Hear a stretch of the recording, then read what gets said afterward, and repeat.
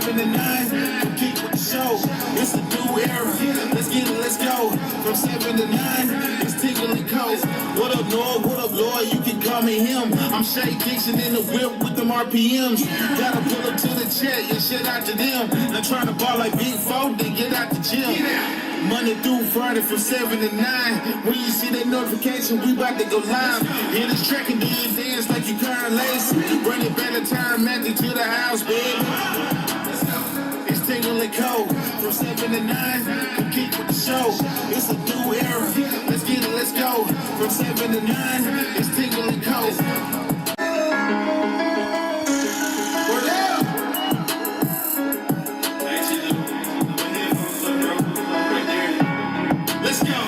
Tingle and Co. From 7 to 9, keep with the show. It's a new era. Let's get it, let's go. From 7 to 9, it's Tingle and Co. All right, good morning and welcome in here on this Thursday morning as we are closing out yet another week here. Appreciate you guys joining us this morning as we are going to preview a little LSU versus South Carolina. Bryce Koon will join us to break down the Tigers facing off with the Gamecocks tonight in game number 1. Like we kind of alluded to earlier in the week, looks like Cade Anderson will not be throwing in game number 1 tonight. He will be on his regularly scheduled day as he will pitch Friday, Ianson Saturday. Today is TBA, so we'll see who it'll end up being. And maybe you'll hear some of our conjecture on who LSU will have on the bump tonight. LSU Football has been ranked pretty highly in some of the major outlets' preseason polls. We'll break that down as well. And then we'll probably just, throw around some BS as well this morning, as it is me and Lloyd in the studio once again. We only talk in facts here. Amen. There's no conjecture, I no love BS. Straight facts. Everything we say is gospel. Amen. Amen. Come on. And then don't forget tonight, watch party. That will be conjecture. That will be a whole lot of conjecture and a whole lot of BS.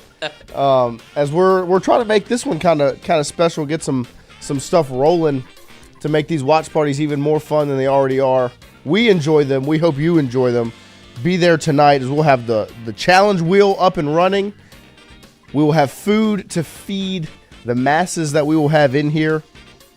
Shout out to Cafe Phoenicia in Denham Springs for hooking us up with some grub to take care of the fellas that are coming to watch some LSU baseball. So make sure you join us tonight. We should have the phone line open as well. Now that's a little bit of conjecture because we have to make sure that's working, because the last couple of times we've tried to pull that off, it's kind of fumbled. Well, it's my phone. Right. The port doesn't work. Yeah. So we should have it taken care of tonight. Yeah. Christian will be back. We should add a handful of other folks as well come in to watch some baseball. So make sure you join us. But good morning to all of you. Thank you for getting in here this morning once again, as we're going to talk some LSU. There's Cafe Phoenicia. Great spot. Shout out to Sari Abusada for hooking us up with some grub tonight. Make sure you swing over there. They've got really a nice little bar set up where you can sit down, get your food. You got 2 TVs set up. Have a drink, a beverage, we should maybe. Get them to put the watch party on. That would be outstanding. People would be so confused. They'd be like, who are these idiots? What am I watching? Can you put LSU baseball on the screen, it is please? On. Yeah, you're watching people them watch the game. And I saw the tweet that was put out. I mean, if you're watching and listening, you might be able to make a little money. I mean, how about Lloyd Corey? I had to go back. I couldn't believe I found it. Me either. I scrubbed through it. Found it, and I was like, here's Lloyd predicting Luis Hernandez. I was down. I needed to... As he was down, I think, $25 at that point. 1 to win Definitely undersold himself. Yeah. $1 to win 5 home run right here. You could have, I would have accepted probably one for any 20. sum of money. Yeah. Because, damn it. And you said $1 to win 5, and then a couple seconds later, Luis Hernandez gone. Out of the park. So it was awesome. Watched a lot of baseball. It was awesome. You have. So we'll have some fun stuff for you guys tonight. So make sure, and that will be on the Tingle & Co channel. So make sure you're subscribed over there, notifications on, because we'll be live on that channel That'll be the first time. I did a test stream yesterday just to make sure we could go live, and we can. So that will be the first live stream over on that channel. So make sure you are prepared and ready to join us over there on the Tingle & Co. channel. But good morning once again, Lloyd. How are you? Excellent. Here it is. It is home run $1 to 1.5. Okay. What am I?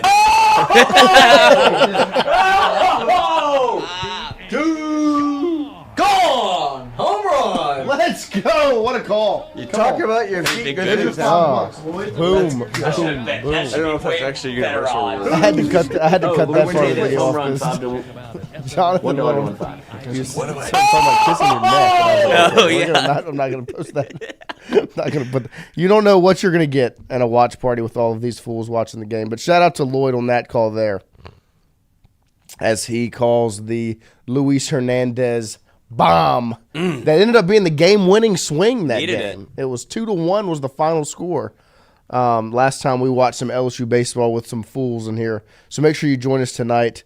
Lloyd, how are you? You doing all right? I'm excellent. I do feel a bit of a sickness coming on, the London flu, as they call it. Amen. I think I brought some of that back with me, so it's fine. When you go to the airport, Oh, my gosh, and it's like yes. you see these disgusting, vile people that just treat it like it's a carnival ride, where it's like anything goes, anything that you want to do. You can have a beer at 8 a.m. Yep. You can have a slice of pizza. They're all sneezing and farting and coughing everywhere, and it's like, I'm going to get sick. Well, some people, I'm convinced, go to the airport just to be in the airport.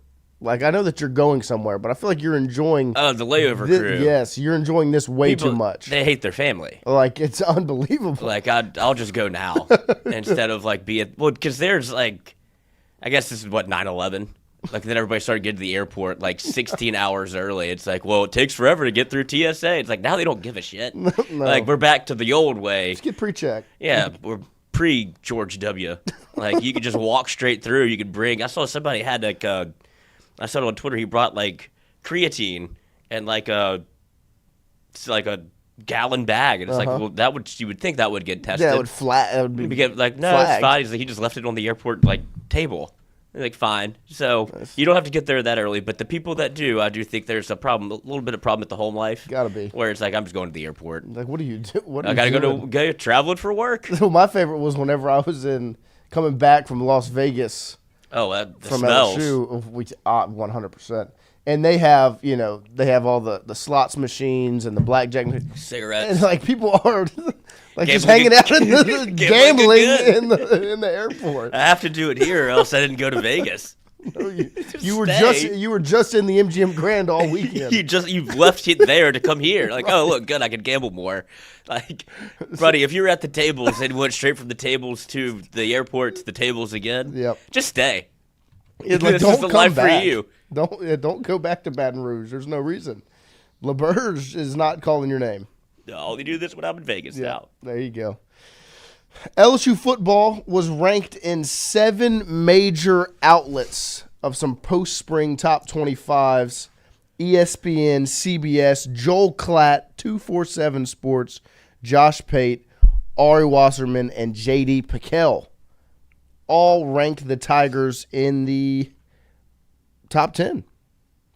It appears as ESPN has LSU at 6, CBS 8, Klatt 7, 247 9, Josh Pate 5, Ari 5, J.D. Pickell 8. There are your rankings there. LSU in the top 10, and that is an average over there on the side.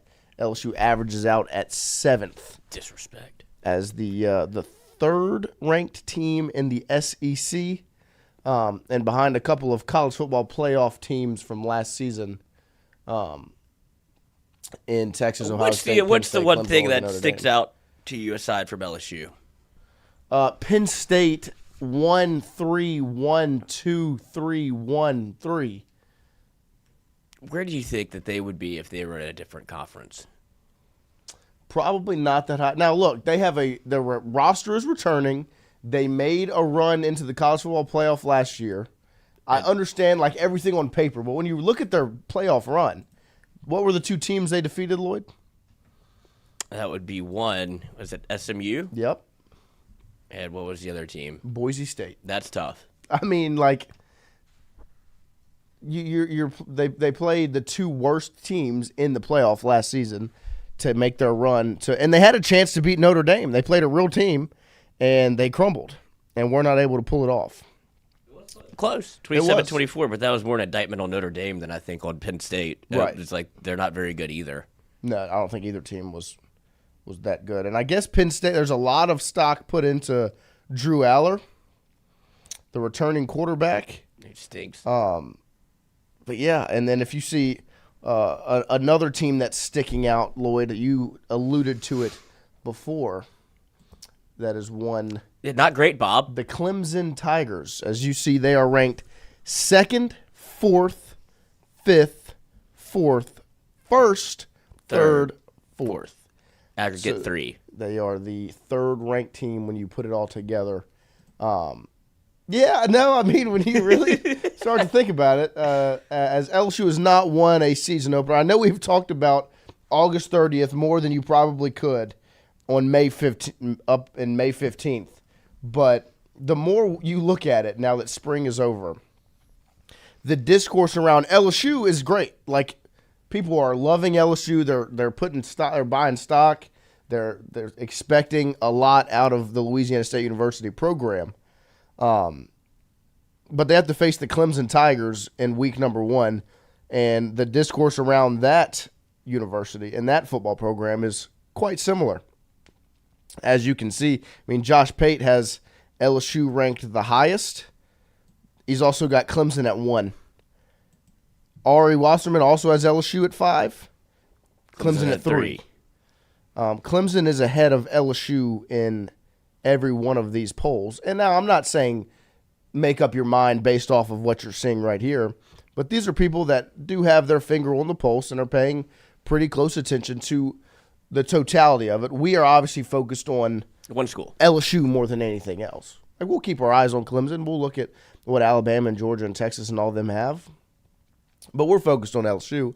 These are people and companies that are focused on everyone to an extent, and especially those top 10 teams is who they're really focused on, and they've got Clemson ranked very, very high in these polls, and that it does bring a tad bit of concern, because as LSU has not won a home or season opener since 2019, when Joe Burrow and crew went and took care of business in Tiger Stadium against Georgia Southern.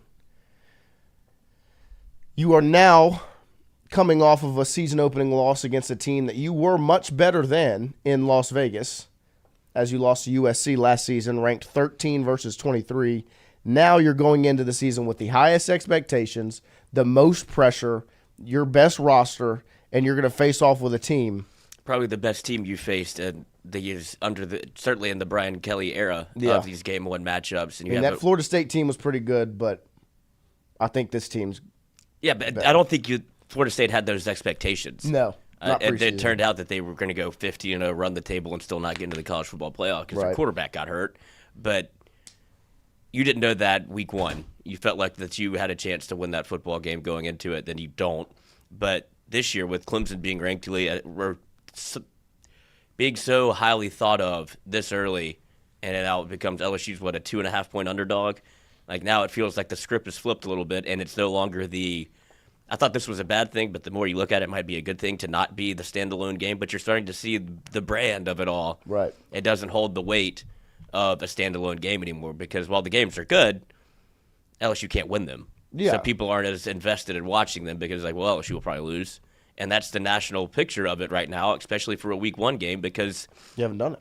You haven't done it since COVID happened. Since before COVID. I mean, when you think about what life was like in 2019, I mean, I was a senior in high school. Like, I went to college and graduated. And still haven't gotten a week 1 win. Maybe it was my fault. Yeah, now you're out of there. I guess I was out of there in September too, so I don't know. But we'll see. I mean, it is a lot, because LSU has not been able to do this, and now they're going to be matched up this season and next season. Like, I mean, as much as we're going to talk about August 30th, you're going to play Clemson again. I mean, obviously this one will be at home. It'll be a huge Tiger Stadium home opener against Clemson. But the next 2 seasons, you're going to be facing off with the Clemson Tigers. And this coming game on August 30th is going to be massive. And I think it'll also be the linchpin for conversation around LSU, because you're starting to see the national conversation circle around what LSU did in the portal. Like they're finally getting to it, not like a local, not from like an LSU centric perspective or the local media here in Louisiana that's covered it and been like banging the table for what they did in the portal. Now you're starting to see ESPN write about it as LSU tops ESPN's offseason rankings, titled Tigers #1 after portal moves. That's the first article I've seen by like a national ESPN, CBS, somebody like that denotes what LSU did in the portal. So I think that the respect is coming, but that's dovetailed with they're playing Clemson in the opener, and if they lose another opener, if they lose that game, I think LSU will be once again brushed to the side. There's the Brian Kelly narrative of, I don't think that nationally he's getting a lot of love. I don't think he's very much liked. And so I think that's the first thing people think of is like Brian Kelly can't win big football games. LSU is, this is who they are. They're 8-4. Right. And you see that with Vegas and how they've set the lines, and it hasn't moved. So you're getting action on the other side of it because that or else it would move because I've bet it. You've bet it. Yep. Like you look at 8.5 and you go, that's far too low. Like you can get to 9 pretty easily. But obviously there's other people around the country that go, that sounds about right. They'll win 8 games. Yeah. No, I mean, that's obviously, as much as like Lloyd said, to everyone around here, like even on Twitter, when I put out that tweet about LSU, like the record being 8-4 and what that would cause, everybody thought it was like blasphemy. It's like, well, there's a reason I came up with that number is because Vegas has it 8.5. I didn't do it. Vegas did. Like, obviously there are people around the country outside of our little circle that are expecting LSU to not win the 9, 10, 11 games that a lot of people that are paying attention to the program from our standpoint are expecting. And it's going to start with week number 1. Like I think Vegas will feel very confident in their 8.5 line if LSU loses week 1 to Clemson. I think they're counting that loss in the mix. Mm-hmm. And like we said last season, your PR, the PR of your team starts in that first game, especially when you're playing one like this. If you think back to USC last season, what the PR was ahead of that game was Brian Kelly, Lincoln Riley, Garrett Nussmeier, Miller Moss, all of these things. Nussmeier, dark horse to win the Heisman. This offense, new defensive coordinators, all these things. Who's on the hot seat? Lincoln Riley kind of saves his job for a week, and all of a sudden Miller Moss is getting talked about like he's going to win the Heisman. Like, think about the discourse that came from that game compared to what's going to be happening on August 30th and after. It's Nussmeier versus Klubnik. Debatably the 2 best quarterbacks in the country. 2 of the front runners to win the Heisman Trophy. Dabo Swinney versus Brian Kelly. LSU needed, like, the Brian Kelly story is going to be massive going into that game. The quote from the "See You at the National Championship" will be said before the game, during the game, halftime of the game, after the game, and the next morning. Regardless of what happens, whether it's a win or a loss. This is a monster of a week 1 game. Like, and I'm saying that on May 15th. We've still got, 2.5 months? 3.5 months before that game gets played. And it's a monster of a game on May 15th. It's only going to get bigger as time goes on because of just all the storylines that go into it. I mean, Clemson finally dabbled in the transfer portal. LSU dominated the transfer portal. Brian Kelly and all of the discourse after going 8-4, think about what it would look like if they lose game 1. People will look back and say, they lost to A&M, Alabama, Florida. You win 3 games, you're 3-3. You'd be 3-4 in your last 7 games if you're Brian Kelly at LSU. Mm-hmm. That's a number that, if that happens, will be brought up. Now, if you win, they won't address any of that. It'll be LSU's for real, Garrett Nussmeier, Heisman frontrunner, all of these different storylines that are positive for LSU would be massive. Like, it would be huge. Like, that's the flip side of it. If LSU goes and wins that game, your season is put on a fast track. I mean, if we're going to take these aggregate rankings, Clemson's number 3, LSU's number 7. You beat Clemson, you're going to jump up pretty high. Because, I mean, Texas and Ohio State play, one of them are going to lose. You have to look at it as if you technically are the underdog. And if you go into on a week 1 road game, it's not you can wash the neutral site feeling away. Yep. Like, this is a legitimate road game at Clemson. All of that plays a factor. Like, that's what makes it harder. So it's as much as we've been on the side of, God, if LSU loses, and you don't really expect it to happen, but now when you break it down, it's like, I don't know if LSU's supposed to win this football game. I don't think the loss would be as detrimental. It just feels like it's a totality thing of continually losing in week 1, as opposed to if they had won 1 or 2 of these. If they're 2-2, then you're like, well, you had to go to Clemson at night, play, marquee game with a whole team that you built through the portal, all new starters. Like, you haven't really seen this team play together. You can make all the excuses in the world, but instead, LSU has combated that narrative by the way that maybe people have talked in the media about receipts and national championships, and you've given yourself plenty of rope to hang yourself with. Yeah. No, I mean, there's going to be ways to kind of dissect the win or the loss when you look at it. See what the chat's got saying. Charles County matter. No, I agree. Charles County matters. The only poll that matters is the final poll, 100%. But, I mean, this is a conversation that's worth having because it's the expectations going into the season. You want to see where your team stands with everyone else in the country. This is the way you see that. As much as this poll doesn't matter in the totality of the season, the college football playoff is not going to be selected by this top 25, but majority of that 12 is probably going to be ranked in this top 25 that we're looking at right now. And he also says that Penn State lives rent-free in this show's head.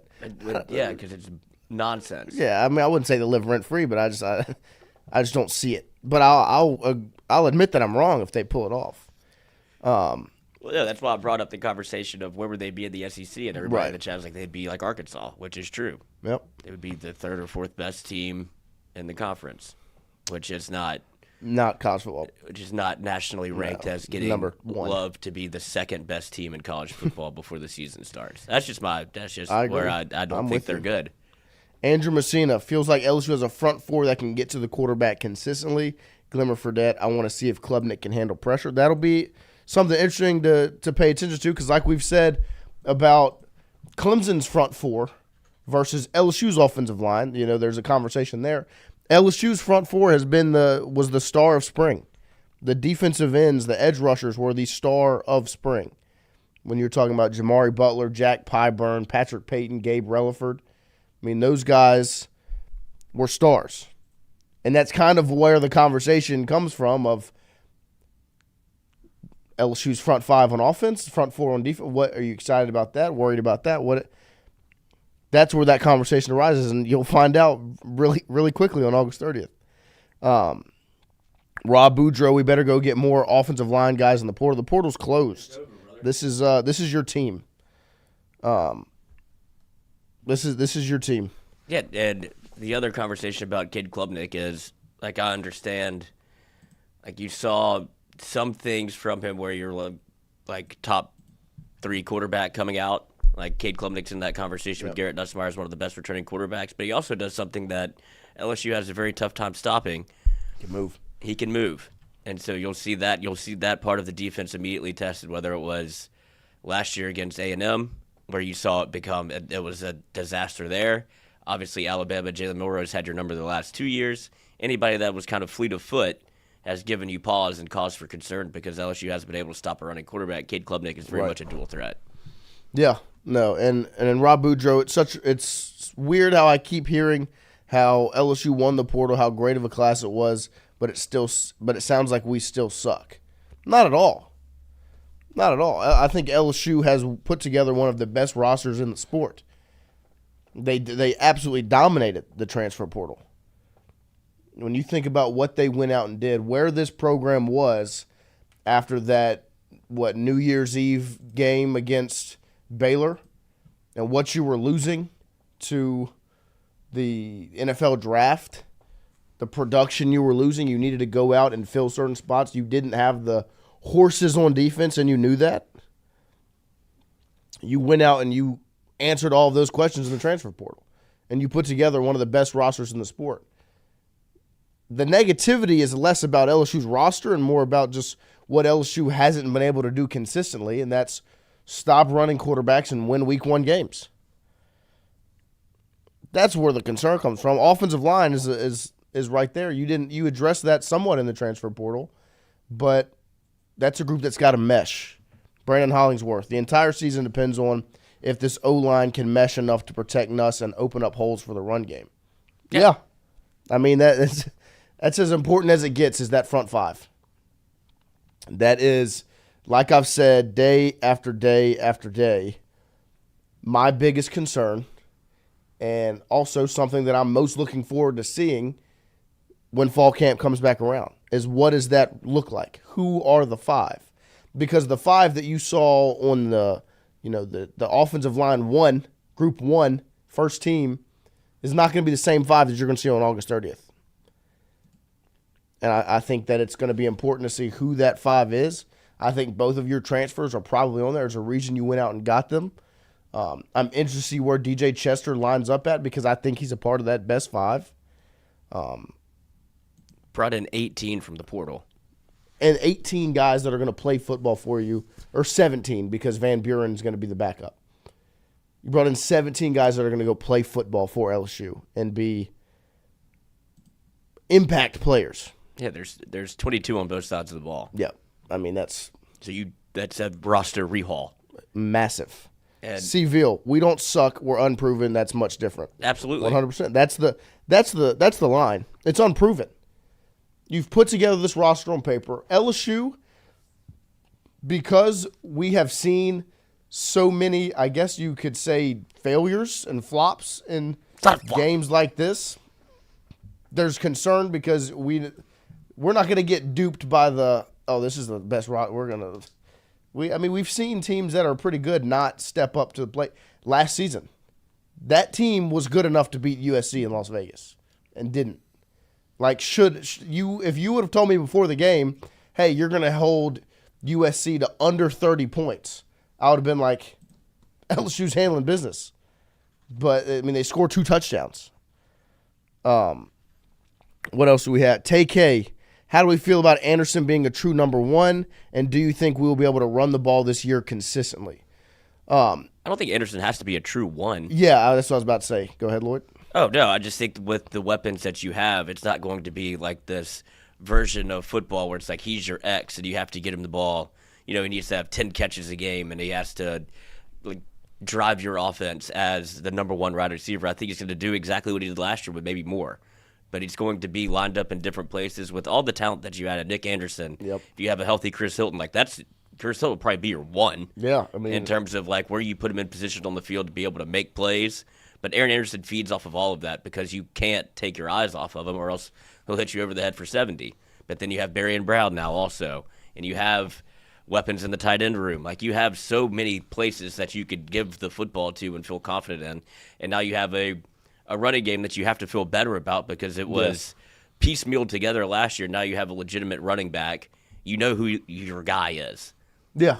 You know that he didn't play until South Carolina last year. Which game was that? Game 3. Yep. And that's when he kind of stumbled into Caden Durham. Now you know he's a legit 1.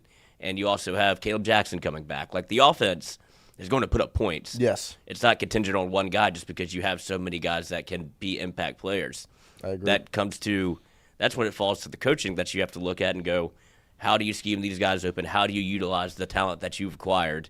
Because last year it felt like there was a lot of kind of pissing in the dark. You didn't know where the toilet was, but you're just trying to spraying and praying because I don't know what works. I don't really know what our offensive identity is. You couldn't find a way to run the football, then you very much became reliant on trying to run the football and played ball control. Like that happened at the last iteration of the offense. Before that, Right. it was Nussmeier throwing it 50 times a game, and you're like, okay, we'll move the ball this way because you kept consistently putting yourself in like bad third down and distance, and consistently having third downs because you would try to throw it first and second down. Now it's 3rd and 10 or 3rd and 6, 3rd and 8, and guess what? The defense knows you're throwing it now. Right. And so if you can find the ability to play, what do they always say? Like play football, balanced football, I guess.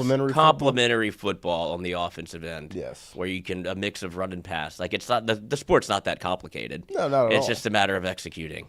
100%. As Brian Kelly says, I'd like to execute all my players. Take it, yeah. Anderson being true one, like Lloyd said, I don't think he has to be. I do think he's going to be probably number one on the scouting report for the opposing team. Like that's probably who they'll have circled. When they're looking at wide receivers on the scouting report, they'll have Aaron Anderson first. But I don't think he has to be a true one. And do you think we'll be able to run the ball this year consistently? It comes down to that 5. That's truly what it comes down to. I think with the addition of Alex Atkins, with him and Sloan and Davis and Hankton all working together, as well as Kelly, and hopefully a symbiotic relationship, and they can create holes and gaps and different ways to find success in the run game. It comes down to the guys on the field to make it happen, and I think those front 5 are everything comes back to that, really. Jesse T. O'Neill, O-line, is going to have to bust heads early, and Nuss is going to have to tuck, get a few first downs. I think Garrett Nussmeier's willingness to tuck the football and run is going to play a factor in that run game as well, as we saw last season. Hunter Hall. So LSU's averaging a ranking of 7, but the season total is 8.5. One of those is going to be wrong. That's our thought process. I mean, right now they're ranked as one of the top 10 teams in the country, but Vegas has the line at 8.5. Somebody knows what they're talking about. One of those two are going to be wrong. And I believe that it's the 8.5 line, and that's why I bet on the over, because I think LSU is going to win at least 9 games this season when I look at it. How many catches do you think Barian Brown had last year? At Kentucky? Mm-hmm. 35. 29. 29. How many catches did Aaron Anderson have last year? 50? 61. Yeah, No, I only say that because I think there's a lot of expectation already put on Barian Brown to come in and be like the pseudo, like one playmaker type guy, which he like the talent's there, but you just haven't seen it. You haven't seen it except in the return game. Like that's where he's shined. So I just want to get it in front of it before there's, what the hell is Barian Brown doing? Because that's going to happen at some point because you signed all these guys and you expect the guys that are highly ranked in the portal to come in and make an impact, but he's coming in and joining a wide receiver room that is going to be chock full of talent because that room is already pretty good. And so I don't think you need Barian Brown to come in and be a star either. I think you can get – because if Aaron Anderson had 60 catches last year and Barian Brown had, what did I say, 29? 29. Right. Like I think those probably numbers stay the same because you have Nick Anderson and Chris Hilton and Chris Hilton to me, and I was thinking about it Trey'Nez Green. Yeah. Chris Hilton to me is like the secret sauce. You know what I mean? Like where he could take you from good to great. Yes, if he is healthy and like he can take LSU from where they're at to everywhere they want to be. Andrew just need to throw Hilton the bomb first play on offense. Veal, with all the buzz the past couple of years, I feel like Hilton will make a huge jump that will break Nuss up. I mean, you saw how different that offense looked in the last week of the season, the finale against Oklahoma. That's the one that I keep going back to because everything kind of opened up when Nuss threw that first bomb to Chris Hilton. Because think about what the underneath is going to look like for Aaron Anderson. What a dig route looked like from Aaron Anderson after Hilton's already caught one gone 76 to the house. Chris Hilton could have redshirted. Like, to me, Chris Hilton is the key to LSU being only played in 4 games. Everything they want to be. But yeah, that's what I think everybody kind of started to salivate a little bit when you saw Oklahoma. Like he got off to a very slow start whenever they tried to work him back in. A&M, you saw like the obviously the freak out on the sideline about him jumping for too many passes, and it was trying to get himself comfortable, and it looked like he hadn't played football in a year. And then he goes from that to Oklahoma, 2 catches, 85 yards, 2 touchdowns. You're like, oh, okay. And then obviously the bowl game, 4 catches, 113, along with 43 and a touchdown. Like, yeah, it changes the way that you can coach it and scheme up and do everything that it utilizes Nussmeier's talents probably in the best way possible, because he's looking to chuck it. Yeah. And Chris Hilton's looking to put his foot in the ground. And so you have that's a match made in heaven. If you can get those two on the same page, like, because Chris Hilton, from everything that we saw last year heading into the year, he's not just a one-trick pony either. Like, he was running the entire route tree, and he looked good doing it. And it was unfortunate he got hurt. So I don't think it's just going to be him, hey, run Chris Hilton on a streak, then take him out. Yeah. Like, he's going to have a chance to impact the football game and have probably 8 targets a game. Yeah. No, 100%. I love the discussion in the chat. C. Veal, Aaron Anderson is the number 1. We'll get first consideration. Hilton will be the guy on the edge, and Trey-Des Green will be the X factor. Brandon Hollingsworth, Anderson, Hilton, and Brown will be the leading receivers. Charlie Oliver, relying on Hilton is scary. He's never been healthy. I agree. Like, it will be – there is concern that Hilton, because you just haven't seen it happen. I don't think you're really relying on Hilton to be, like, your go-to guy. Now, you just need him to be healthy so you can really take your team to the next level. I think if Hilton isn't healthy and it's this thing where, he misses a couple games in the season, that's why you've built the room you have, where you've got Kyle Parker, Barry and Brown, Nick Anderson. You just go down the list of these guys that you've brought in and developed, and you went out in the transfer portal and got Destin Hill, where you can kind of roll with the punches of, okay, Chris Hilton's not here. I'm saying if Chris Hilton's healthy, it takes you from a 9-3, 10-2 to, like, you can make what you want it to be with the offense. Do you think Hilton will have issues if he doesn't get the ball early like last year? He has the talent, but I feel like he fits the typical diva wideout stereotype. Whoa. I don't think I've seen that. Me either. I think I saw Hilton respond well to Brian Kelly, because that video of BK screaming that could have been a shut it the down Florida moment. game was at Chris Hilton. Like, he was directly in Chris Hilton's face, red in the face, letting him uncoachable. Have it. And if he was a diva, he wouldn't be on LSU's team this year. I mean, just to be completely frank about it. Like, if he was a crash out diva wide receiver stereotype, he would have transferred out. What I saw him do was stick it out and break out in the final 2 games of the season against Oklahoma and Baylor. That's what I saw. Now, is he unhealthy? Yeah. Does he have, is he continue to get hurt? Yes. Diva? I don't think so. And I think it was just proven by the fact that he literally got old school football chewed out on the sideline.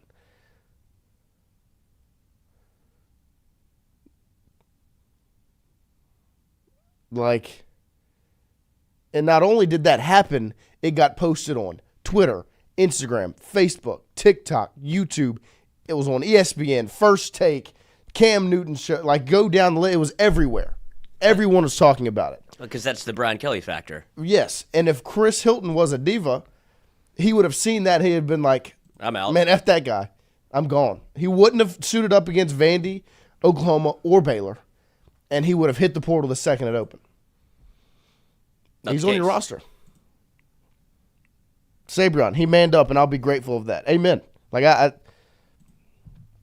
say what you want about Hilton and his health. I don't see a diva right there. No, that's not a diva. Like, because, everybody, like, Sabrion, if Hilton was a diva, he'd hit the portal. He'd be gone. A guy that talented and, like, injuries withstanding, there's teams all across the country that have gone, give me that. Yes. Like, there's Sold. enough flashes of Chris Hilton and what he can do to be, I'll pay him to come play football for me. And instead, he's back at LSU suited up and expected to make an impact. Just got to keep him healthy. So not diva. No, not at all. Brian Burgess. I guess the diva conversation comes from how long it took him to get back. Because but I don't think that's a diva. I mean, that wouldn't be a diva in my opinion. Like that would that would be you're putting me before the team type deal, which can fall into the diva category of, everything that we're hearing is that you're healthy but you're not playing, and it's like some guys are just a little different when it comes to that because Chris Hilton, former I say this all the time, but track athletes, right? If they're not 100%, they're not running. Well, and on top of that. Somebody that's that injury prone, like my younger brother, this is a different level athlete, but my younger brother, 5-star, got hurt consistently. He missed his whole 8th grade year because he was hurt, freshman year, sophomore year because he was hurt, and then he finally came back, played AAU, and then snapped his leg in half in summer basketball. And there's a mental toll that takes where you are consistently working your way back, and then it doesn't For Chris Hilton, it's okay. I've hurt this ankle again. My ankles and my legs are my key. That's who I am. Am I really about to work all the way back and then get back on the field maybe earlier than I feel 100%? So, and the coaches are also like Sabrion Green.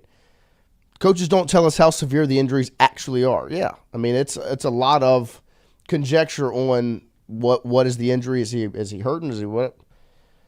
That's it. So Brandon Hollingworth, all the guys at On3 rank Brown the number 1 impact transfer they brought in this offseason after spring. He's just as good as Hilton. He just hasn't had a competent QB since Levis, and that's even questionable. I agree, and I'm excited to see what it looks like.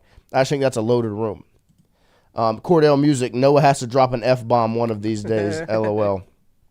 Play the raccoon video. It'll probably be during a watch party. Yep. If it was going to happen, that's when it would happen. I try to watch my mouth as much as possible, but man, if they piss me off, it can happen. That's when it becomes an excuse. It's not my fault. Just ask for forgiveness. But appreciate you guys. That's a little bit of a LSU football conversation. NFL schedule was released yesterday, and the Saints got their schedule in. And how about this? Lloyd, do you know how many primetime games the Saints got for next season? I saw one tweet about the Saints roster. I did come in to do Rally time. Come on. And Justin Babbitt Jr. was in here. He's like, I'm trying to find the schedule leaks. And I was like, it's going to release. He's hilarious, dude. He's like on Twitter looking for the schedule. They're going to drop it, buddy. Yeah, I was like, I couldn't care less about that. Seeing who's going to play whom in the NFL, I don't care about. But I think that I saw that the Saints don't have a single Thursday night game. Yep, and they have 0 Monday prime time games. Good. Sunday night, Monday night. Welcome to the world of when you suck out loud. I think it's been 25 years since a 25-year run of primetime games that's coming to a close, I believe. They play Arizona, San Francisco, Seattle, Buffalo, Giants, New England, Chicago, Tampa Bay, Rams, Carolina, bye week, Falcons, Dolphins, Buccaneers, Panthers, Jets, Titans, Falcons. So, I mean, it's a stout schedule. I was trying to find how many times they used to play in prime time. It felt like it was every other week. Right. I mean, when Drew Brees was on the team, I mean, it felt like... Yeah, Drew Brees, Sean Payton, it was Monday Night Football. It was Sunday Night Football, yeah. And it was like the Dome at night. And it is a spectacle. It is something that, when it's right, New Orleans is a perfect team to put on in prime time because the way the fan base is, they love it. They show up. It's probably one of the best scenes in the NFL in terms of just what it provides you content-wise and what it kind of all looks like. And then you had a team that was putting up, could put up 40 in a game. And you had Sean Payton, who was consistently trying to blow people out in prime time, didn't care about, making you feel good or trying to run out the clock. I mean, he had, Malcolm Jenkins, he had him flipping off the stadium during a game because he was like, why are you running up the score? Is Alvin Kamara on a wheel route down the sideline? It's like, you're up 30, cuz. He's like, I don't care. And that now you don't get to play on prime time for the first time since 2000.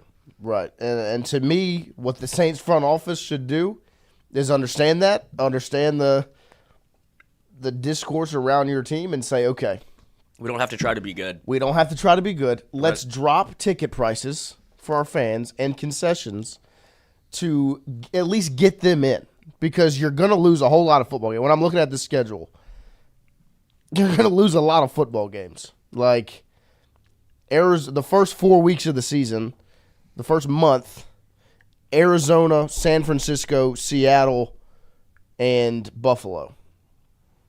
San Francisco and Buffalo. Those are losses. L's. Especially traveling you're in Seattle on September 21st, right, in Washington State, traveling to Buffalo in week 4, 7 days later. So, I mean, you're crossing the country. Might as well stay. And and then really, I mean, Giants. Arizona and Seattle, maybe you can squeak one off, find a way to win. But I just... Oh, you do have... I'm just looking at the schedule for, like, what would be fun, like, to make you go if it's not Saints related. Yeah. You have Malik coming to town. Right. And you have Will Campbell coming to town.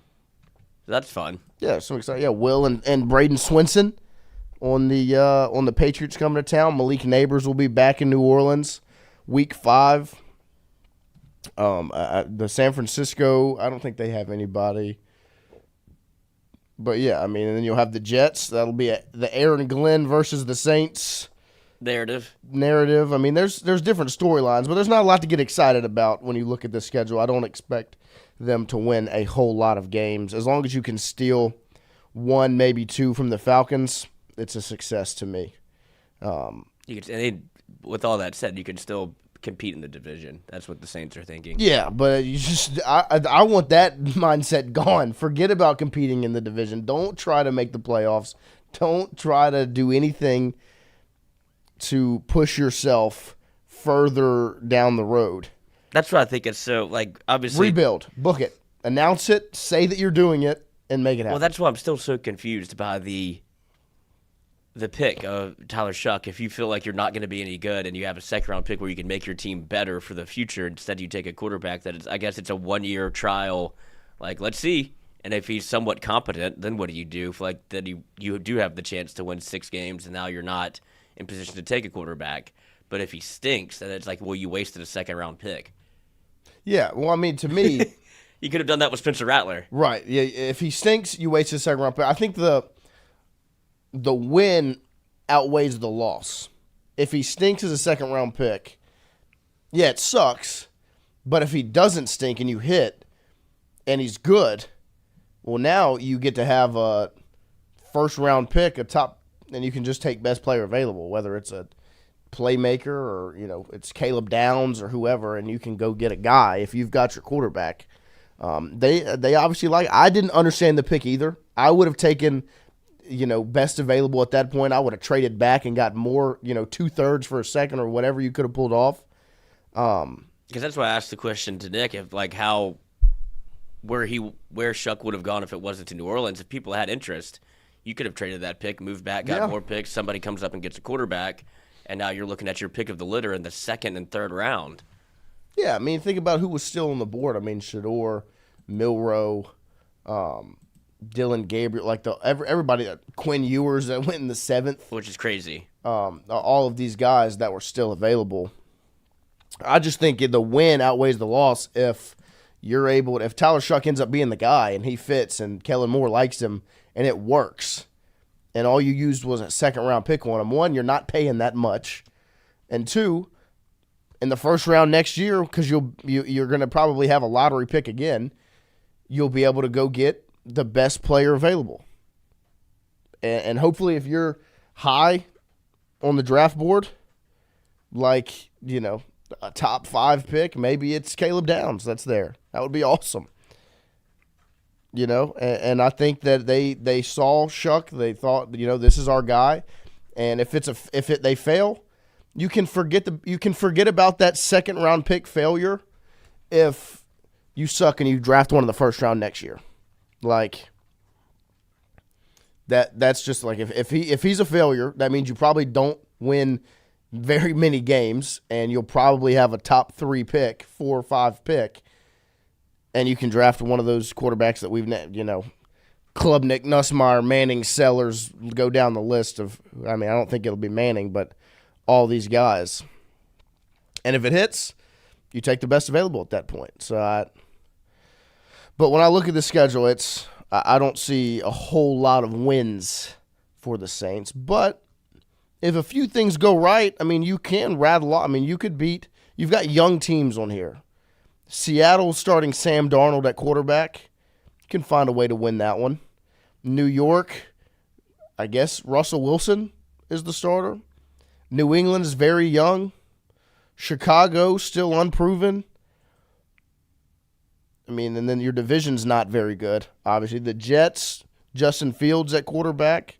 The Titans is Cam Ward. Dolphins, are they going to be any good? Is Tyreek Hill going to play? Like, you can find 6, 7, 8 wins. That's what I'm saying. You can wiggle into, as much as it's been like turn the page. Right. Like, the expectation should be very low. When you go through the schedule, it's not like you see the Bills early, but none of these teams, aside from Bills, Rams, who else? That you're like absolutely Tampa Bay, maybe. But 49ers. Yeah, so there's 3 losses that you're like for sure. But other than that, it's like the NFL, if you're somewhat competent, you could squeeze out, like, obviously you saw Bryce Young get better. But right. Like the Panthers, the Falcons have essentially a rookie starting at quarterback. Tampa Bay, you know what you have at quarterback, but it's not like they're world beaters. Right, new offensive coordinator they'll have. Yeah, Seattle, New York, New England. Go Dalton, Miami, Tennessee, New York Jets. Yeah, that schedule's not hard. No, not at all. My hope is it ends up being a really hard schedule and you don't win a lot of games. Yeah, it's not even a hard schedule. You're just really bad. Yeah, CV, you hope they lose? Yeah, yeah. That wasn't us. I would love nothing to come play for us, daddy. Well, I think everyone is okay with having a bad season at this point. Like, because everyone understands what that would mean. Like, if you have a bad season, there's at least some sort of semblance of where you're going. If you go try to make the playoffs, regardless of what Shuck turns into, I don't think this is a playoff roster. You don't have this. I wouldn't look at this team and be like, they can win a Super Bowl. I don't think this roster has that. And so if you don't have that, and I'm not even convinced that they can make the playoff. Like, I'm not even convinced this is a playoff roster. Let's just get a first-round pick. Let's draft as high as we can. Yeah. So we have Bryce Koon joining us at 8 a.m. to start off hour number 2 to get to the LSU versus South Carolina conversation as they have game 1 tonight. It's TBA for LSU on the mound. Lloyd, if you were to pick right now, who pitches for the LSU Tigers tonight?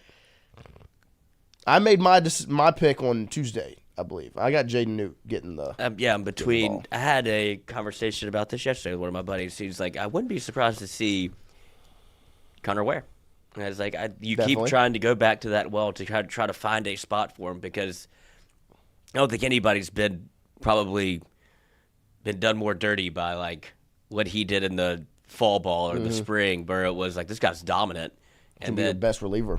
And then you haven't been able to find a spot for him. And so it would be nice to try to see maybe you can get him right and see how long he can go. I do think that Newt is definitely a possibility. And then also there's one more name. Yep, there's 3 names. I was about to say there's 3 names that could go tonight. It's Newt, Ware, and Big Willie Style. And Big Will Schmidt. And that's the one that I would love to see get right. Obviously, you want to see him. I think he's proven to be better as a starter than coming out of the pen. Yeah. That's been an experience that hasn't really panned out. So if you're able to start him on a Thursday, an SEC play, like that's a step up. It's a South Carolina team that's not very good, but you get to put him in a situation that feels a little bit more comfortable because he'll be out there, first pitch, get on the mound, do the thing that is you've done your entire life. And if you can get him going and you let him go 5-6 innings, you're like, oh, shit, we stumbled into something. Like, kind of caught lightning in a bottle for you're able to win game 1. Then you have Cade Anderson and Ianson.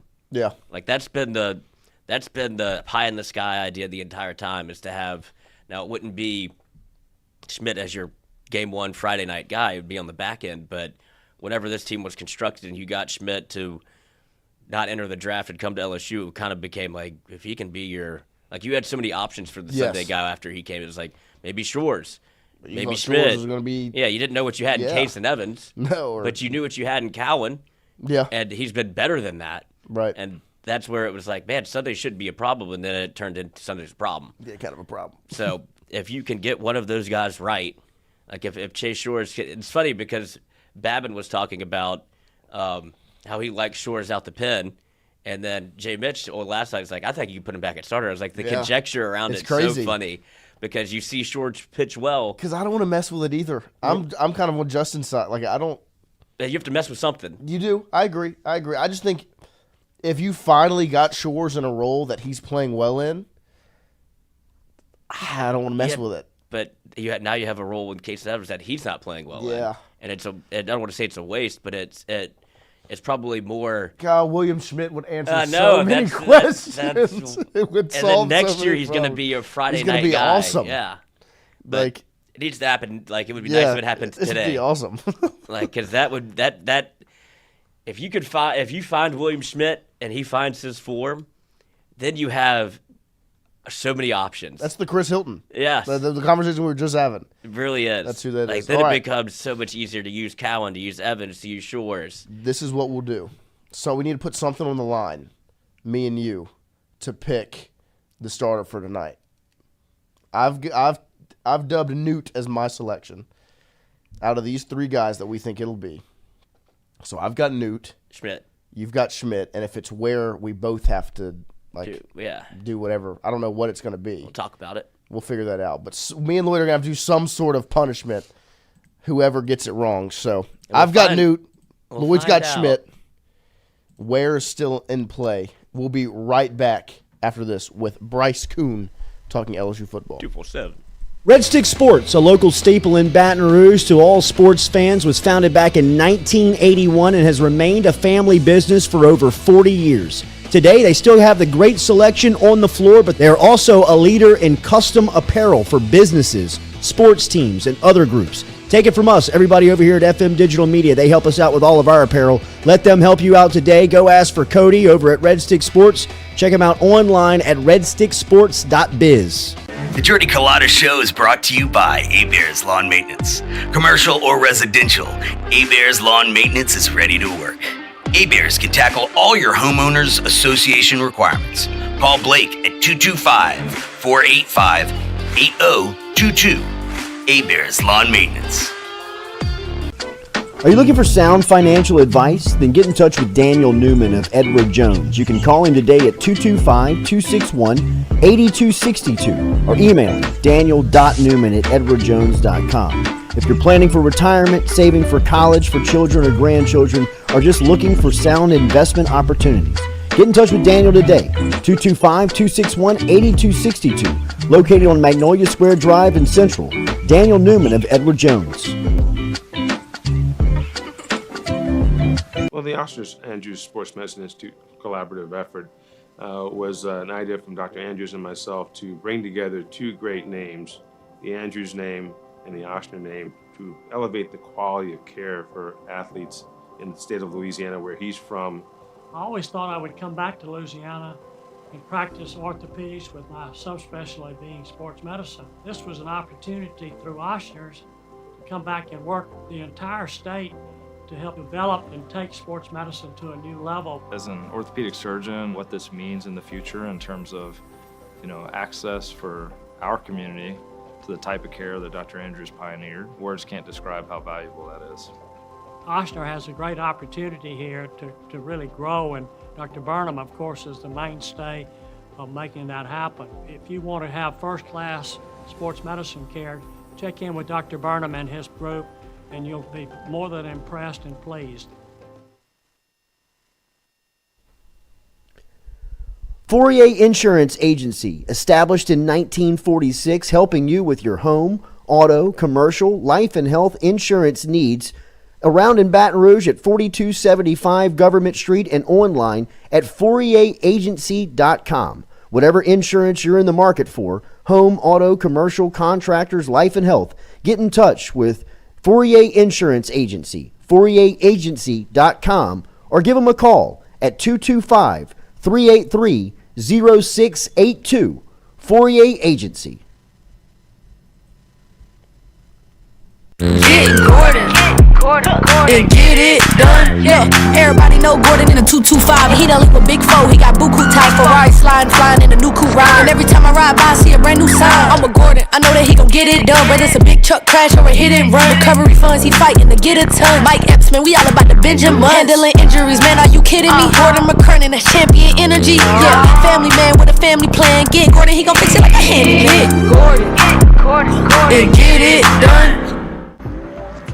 Welcome to Trifecta. Trifecta Sports Therapy in Baton Rouge. Recover, repair, restore.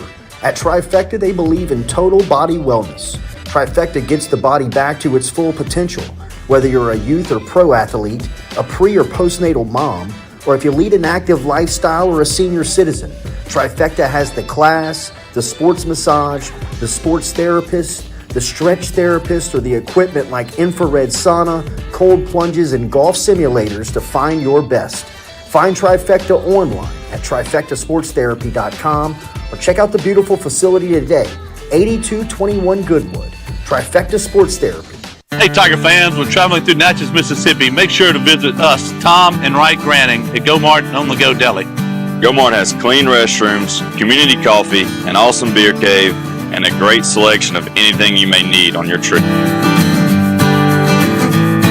Located at 4 Sergeant Prentice Drive as you're entering Natchez on your left. Also stop by Wardo's Po' Boys at 309 North Broadway on the beautiful Natchez Bluff, where everyone is family.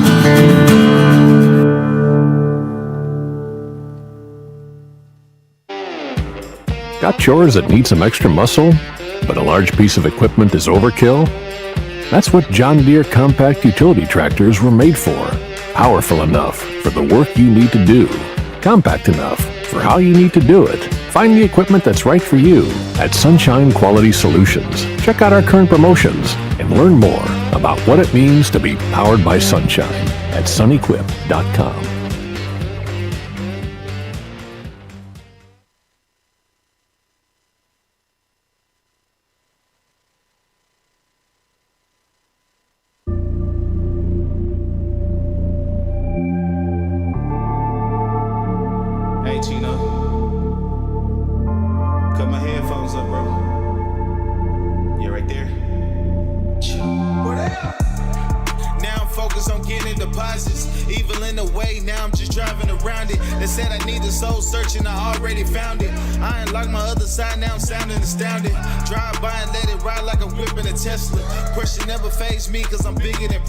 I'm on my grind, bullshit, can't fit in my schedule. I'ma do what's best for me, you can keep all your lectures. Spend the summer stacking bread, might be gone to November. Pulling up like Trey Young just to freeze up December. I got niggas on the blood like traditional sinners. OGs love me, so I hang with traditional winners. I took a break for a minute, I had to go charge up. Had to focus on my business, I'm coming back smarter. Hit up DJ, tell him go like. All right, we are back here as hour number 2 is officially underway this morning. LSU versus South Carolina. Game 1 is tonight. Game of the century. The final regular season series for the Tigers as they are ranked number 1 in the country, getting ready for the postseason. Ooh. And we've got our guy, I Baby. think first-time guest on this platform, as Bryce Koon from 24/7 joins us to talk a little LSU baseball. Bryce, good morning. Thank you for joining us. You've aged tremendously. Appreciate it, fellas. I had to take the wife to work today, so I'm in the car. I've got the nearly year-old in the back just talking. She's probably going to talk louder than me. So no, we're doing great, fellas. Hope y'all are doing well. We're doing great. Would love to get some opinions from the toddler as well. I know she's a gambling baby. Yeah, she is the gambling baby. I don't know if you know this, Noah. She made some big-time college football picks. Ended up with a 8-4 regular season record so embarrassing. last year. That's impressive. So makes me look. So yeah, stupid. we'll see how she goes in year 2. But no, fellas, I appreciate the time. We've got a prodigy in our midst. Well, just like you get like people spend their entire lives and like careers gambling. Like this baby went 8-4 and can't even talk. Like this is stupid. I've wasted so much Literally money. just pointing to collectible helmets. That's all she was doing. Yeah. Savant. That is awesome. Well, we appreciate you joining us. Like we said, we're talking a little LSU versus South Carolina tonight. We'll start it off with the announcement that was made yesterday on the arms and the way LSU will use the pitchers this weekend, keeping Cade Anderson and Anthony Ianson on schedule with Fridays and Saturdays, has a TBA slated for tonight.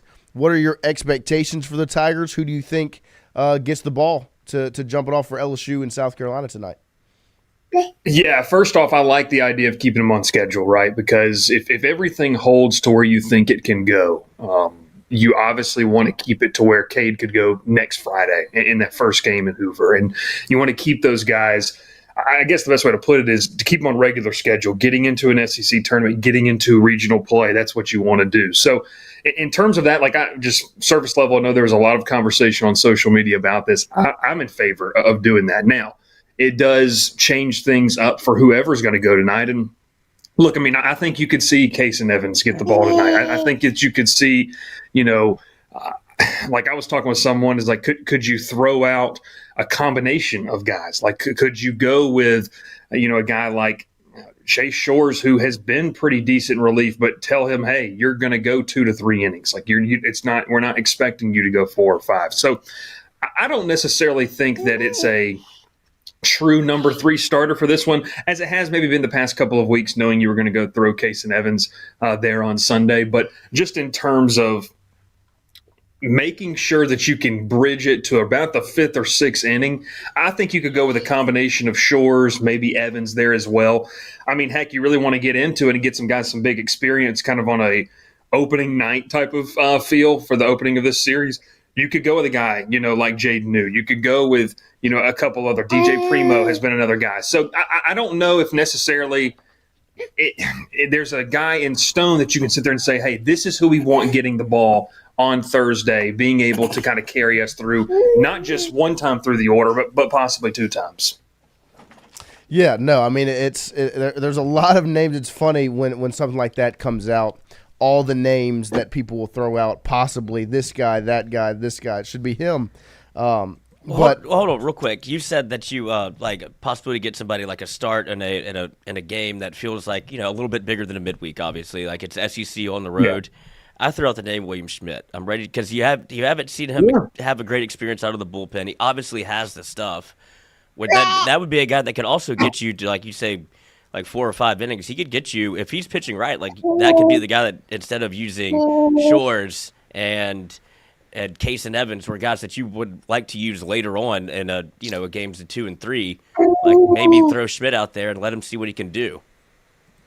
Yeah, I think too, and to your point, Lloyd, of that is you would love in a perfect world to not even have to worry, especially with the quality of opponent. I mean, like I'm not trying to knock on South Carolina, but the numbers don't lie of who that team is right now. So you would love to play the game of where maybe you don't need a Shores, Evans, Cowan combo to get you out of some major jams on Saturday, or I should say on Friday and Saturday in games 2 and 3. But you would also really like to be able to turn around and say, hey, like you mentioned, could William Schmidt get you through there? Could Connor Ware be a guy that you maybe want to get some more, I don't want to say experience. He's got some experience, but just in terms of those atmospheres, because when you get to a regional or, I mean, LSU's kind of lucky right now with how they match up in the double bye, but if you get to a regional, you're going to have to throw somebody that's not used to that role. I mean, as much as we love to talk about Cade Anderson, Anthony Ianson, at some point, someone's going to have to be a little bit uncomfortable. And that's kind of been my conversation about it. So to your point, can William Schmidt grow up right now?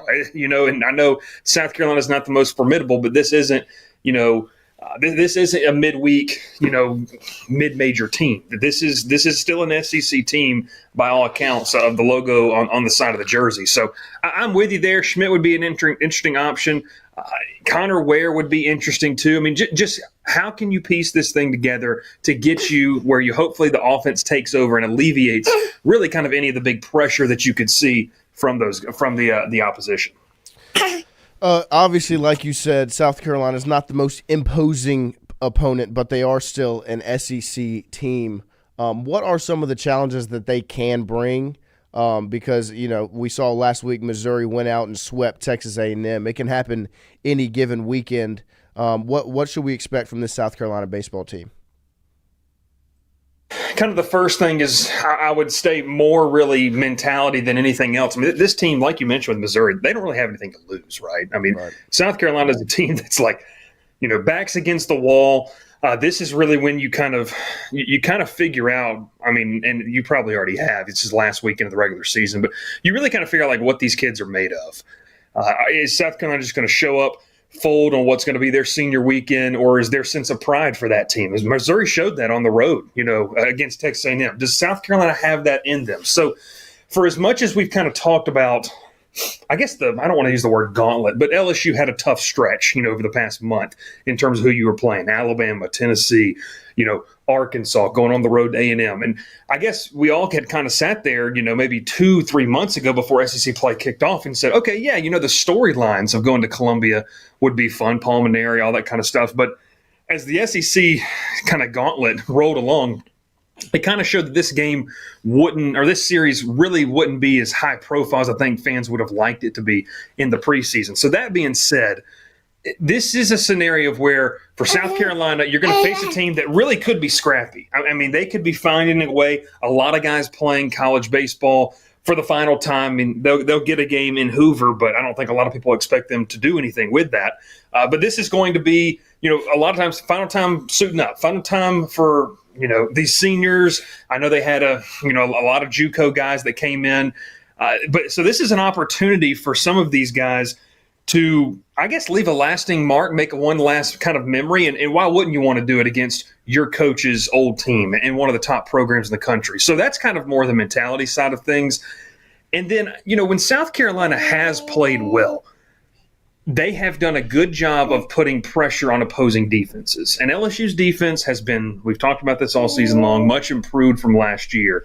But this is also a scenario of where if LSU's not completely locked in and LSU's not completely ready to go from the jump, because this isn't going to be a regional atmosphere, this isn't going to be what they've kind of been accustomed to, you want to avoid the letdown factor. And I think that would be the biggest thing. So I don't expect LSU to come in, guns a-blazing, but I do think there's an aspect of having a letdown factor and really kind of getting to a point to where you don't want to sleepwalk through the first 5-6 innings, especially when you don't have Cade Anderson going game one, because if you give a team like South Carolina, who desperately needs something to cling on to, if you give them something in the first couple of innings tonight, I think that's where the wounded animal in the corner. You've backed a wounded animal in the corner, and now they start fighting. And I know the record doesn't look good, but there's still talent that South Carolina has, and I just don't think you want to mess around and make things too interesting for the committee, make things too interesting even next week in Hoover with seating or anything like that. Yeah, and speaking of, the mentality and some of the dynamics that are going on, you brought up facing your head coach's former team. We talked a little bit about it yesterday because it's something that LSU just hasn't had to do outside of Nick Saban, where you're facing a former coach in all sports. What is that dynamic going to be like for LSU, and how much do you think that's going to play a factor this weekend? And Lloyd, you know better than me, and you too know, because I'm trying to think of what guys – I mean, are there any guys on this team that even have relationships, like true relationships with Palminary? I don't think so. Possibly. Pearson, yeah. So Pearson, yeah. Pearson's going to be the one. And even then, I mean, he was a true freshman? I mean, am I right in that? So, I think it's one of those things where the nostalgia factor, all of those things, I guarantee there'll be a nice little photo op of Maneri and Johnson, pregame as they're exchanging lineup cards. But outside of this, I mean, this isn't week 2 of SEC play. I mean, this is – I will use the word – it's kind of the dog days, that phrase of, LSU is trying to wrap up, the double bye. LSU is trying to secure and leave no doubt for a top 8 national seed. On the other side, you could very well say that South Carolina players are trying to vie for, playing time next year, and then who's impressed, who needs to stay on this roster. And for all intents and purposes, Palminary is a guy that, I don't know y'all's take on it, but is trying to, put some hope into this South Carolina fan base that he is the guy that can lead this program. So, yes, the nostalgia factor in that whole storyline is big. I just think that if we would have seen this earlier in the year, we may have talked about it a little bit more. But now with the circumstances and how, I guess, wide on the spectrum these two teams are apart, I think it's still a cool thing. It's a good talking point. Jay talked about it this week before they left for Columbia. But outside of that, I think both teams know what they have to do, and we just kind of roll from there. There'll be some good photo op moments, but I don't necessarily think that it's going to be something where LSU kind of lets that moment get to them. Payers, obviously, you respect your opponent.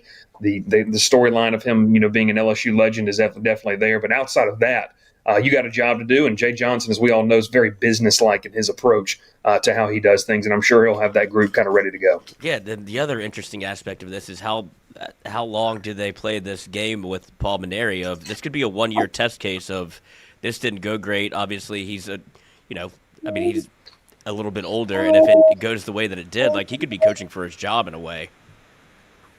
Yeah, I brought that up to some people. I guess it was probably when I was kind of taking an earlier look at this series, maybe 2 weeks ago, and I was like, what are the odds that, like, this is Paul Mainieri's last stand? Truthfully, with the admin there, we know that for people who kind of maybe don't follow South Carolina, Ray Tanner's no longer the athletic director, so kind of the guy that brought him in. There's not a super amount of loyalty. That's not his guy. The new AD over at South Carolina. So that all things being considered there, I think there's definitely that element, which is why, I guess the pessimist that maybe a little bit of LSU fans kind of always have in the back of their head is don't let them get going. Don't let them do anything, because this could be something that maybe catapults, who knows? Look, college baseball is crazy.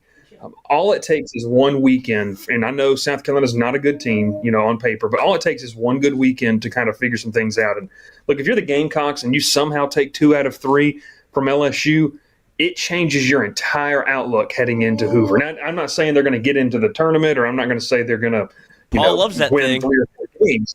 But you can spoil some people. You can spoil the party, and that's the role that they're playing, is spoiler and trying to instill some confidence. So, yeah, I think there is a storyline where Paul Mainieri is coaching for his job and the future of the program, because, and don't want to go too long on this, but I was talking with somebody, and they said he's about to enter an offseason that he has never entered ever. And look, he's done a fantastic job as a head coach. We'll go down. He didn't have to do this for people to say, hey, he was really good at what he did.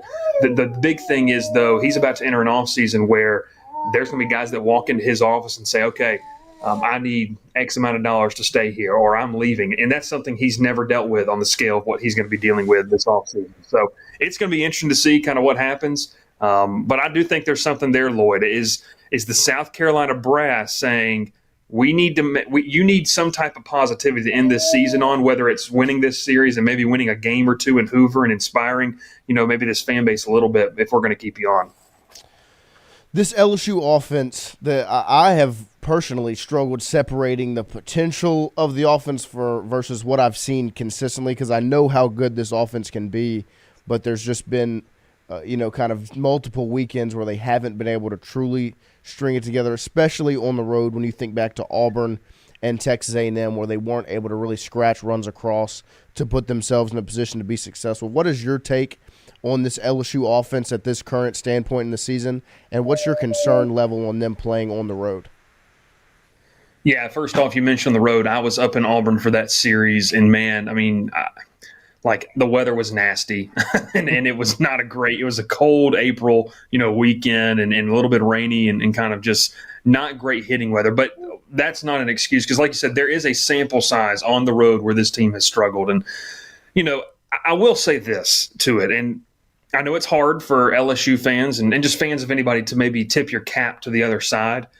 When LSU has been shut down offensively, you can often point to a really good pitching performance. And at some point, you got to say, hey, there's 9 other guys on the other side of the field that are trying to win. You're not playing on air. You're not playing against the, ghost runners like you did when we were, little playing wiffle ball and stuff like that. This is a real team that's trying to beat us. And so I think there's a little bit of an element to tipping your cap to the other side. And Jay Johnson has done that a little bit in certain spots, especially, in some series where the pitching has just been really, really good, and you have to acknowledge that. This is a different kind of feel, though, because there isn't an arm. I mean, and I say this with all due respect, Lloyd. This isn't a stable of arms that should necessarily overwhelm you. There really isn't a guy, and they have some talent. I'm not going to lie about it, but there just isn't a guy that, for me, pops off the page and is like, okay, you may get 3-hit shutout. Like, if that happens this weekend, the level of concern goes up a little bit because, you go back to that Auburn series. I mean, Sam Dutton's doing what Sam Dutton's doing. Texas A&M has the talent on paper. It just hasn't necessarily translated consistently enough. South Carolina's a step down from those two teams. So, in pretty sizable gap, in my opinion. So, I think that you're in a situation of where, like we talked about, if you can strike early, you've got to be able to strike consistently after that. That's kind of the calling card of a championship team. It's not just saying, hey, we're putting up 2 runs in the first inning, but we're putting up 2, and then we're going to put up 1 in the third, 2 more in the fifth. Like, being able to stack good innings. And so, look, it's hard. I mean, the SEC is very difficult, and it's hard to consistently, get a single, a double, string together quality at-bats. But LSU has gone, in my opinion, has been very hot and cold in that, and that's probably obviously the big, worry and complaint for a lot of fans, because you've seen games where they have just put up crooked numbers in innings, and it feels like, hey, all is right in the world. This is the potential, like you were talking about, and just in terms of what they can be. And then there's times where if they're not hitting a home run, they're not manufacturing runs, and it's a lot of solo shots, stuff like that. So I think that all in all, the concern level is, I think if it's bad this weekend, then I'm genuinely concerned heading into Hoover and heading into a regional. If it's just, and in the same vein, if it's fine and they look good, you also have to consider the quality of opponents. So I guess if it's good, I don't know how much you take away from it. If it's bad, maybe you do take more away from the struggles that they could potentially have in Columbia. A classic lose-lose situation. Yeah, there you go. It's all terrible, and that's what it is. No, I'm just kidding. Yeah, I'm sure the LSU fan base will be completely hinged if LSU doesn't score 10 runs a game and, maybe only play 21 innings in 3 games. But that's the world we live in. From LSU's perspective, when they go into this series, do you think there's any more work to be done in terms of taking home a top 8 seed, a national seed, and hosting a regional, super regional? Like, if they get swept, is that still a possibility that they would fall out of hosting a regional and super? If LSU goes to Columbia and gets swept, and I need to go look at and just to remind myself of what the rest of the SEC slate looks like, I think it opens the door more. It more than cracks the door for you to lose out on a top 8 seed, depending on what happens. Because I think as of right now, and I was going back and looking at this because LSU is obviously number 1 in some polls, and you kind of look at some of the projections. I know D1 Baseball is like Field of 64 had LSU, as high as certain seed, and other publications had these other. If you go back in history, like if you're entering the last 2 weekends, I was looking as a top 5 team in the country per, your big polls, your Baseball America, your D1 Baseball. If that's where you're sitting in that territory, it's like one team in the past 2 or 3 years has not been a top 8 national seed. So history would be on your side in this scenario. But obviously, you got to go over there and take care of business. I think if it ended right now, they'd be one. I think that, this past weekend playing against Arkansas, that really did some good things in the eyes of the committee. But look, we know the committee's not always necessarily in tune with the rankings, but kind of going off of what I said earlier, it's not too far off. It might not be exactly the same. I mean, I've seen some publications have Auburn as the number 2 national seed. LSU is the number 2 national seed. LSU as far as down as the number 7 seed. I think that they are comfortably in right now as a top 8 seed. Now, if you go there and get swept, like I said, it does more than just crack the door, because then it creates some doubt. And look, regardless of how you want to view it, and regardless of what you want to say, recency bias plays a part of this. Okay, what have you done for me lately? And it would not be a good look for LSU. Like, let's just play the hypothetical game. You lose this series or you get swept, whichever one. You only win one game or you win none.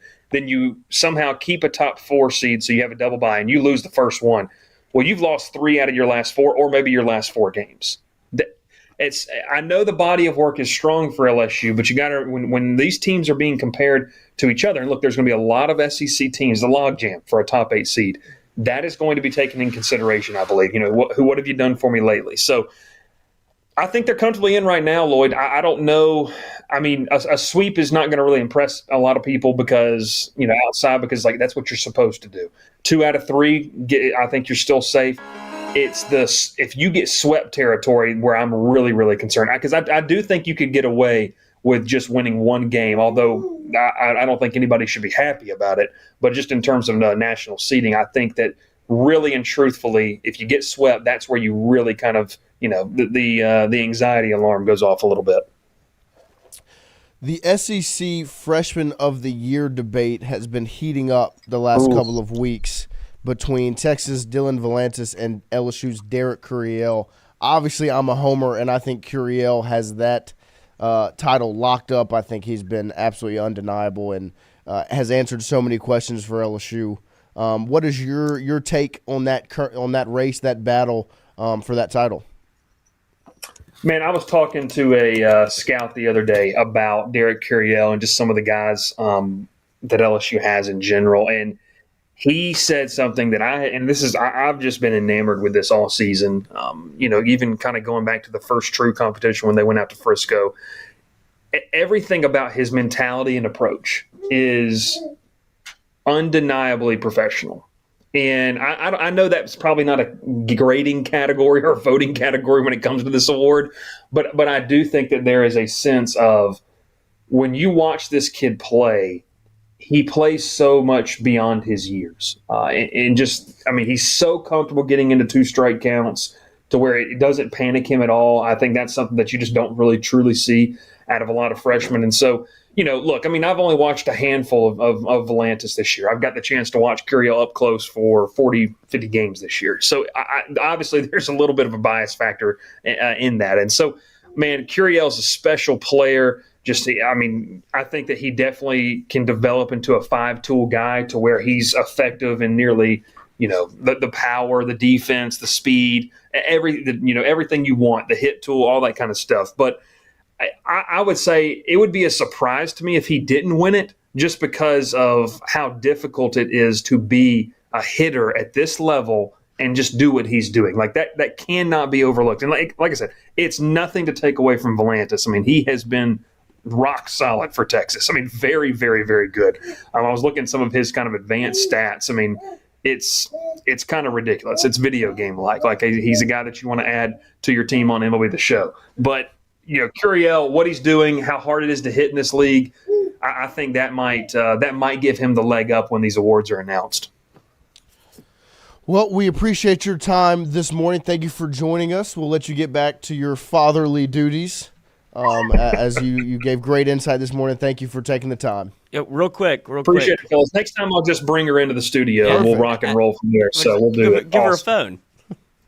Yeah, there you go. We'll give her the phone. We'll let her get some get her mic'd up, and we'll go from there. But fellas, appreciate it. Should be a fun weekend in Columbia. And Bryce Underwood back to LSU, buddy. I didn't really even need it. I was just like, could you imagine? And people thought I was like being for real. Like I was trying to like stir the validate some of those rumors. Yeah, no, it's that's Message Board Genius top 5 Twitter account. I was about to say the same thing. It's one of the things that whenever it comes across, it's unbelievable. No, it's awesome. It's awesome. But yeah, I appreciate it, fellas. Y'all have a great rest of your day. Yeah, you too. Yeah, great stuff there. Yeah, no, Message Board Genius is literally a genius account. That's as good as it gets. That is from a content perspective. The definition of like I don't have to do anything. Like the content makes itself. It's making itself. Like I'm just trying to find the idiots on TexAgs and all these other message boards, and it's awesome. But great stuff there from Bryce as he joined and broke down LSU versus South Carolina tonight. Yeah, that was great. I agree with Andrew Messina. Bryce needs to be a regular. He might just be, because that was great insight, and I agreed with basically everything he said. So I'm all in on the Derek Curiel SEC Freshman of the Year. I know that I can be a homer and blah whatever. I just Valantis is a closer, and Derek Curiel is an every single game, 4 at-bats a game, every weekend, your left fielder, and has been absolutely electric. So we'll take another quick break here, and we will come back, reset the set, and close out hour number 2 on this beautiful Thursday morning.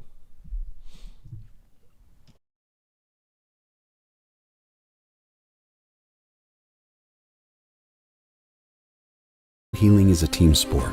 That's why we've partnered with world-renowned orthopedic surgeon Dr. James Andrews to create the Ochsner Andrews Orthopedics and Sports Medicine Institute.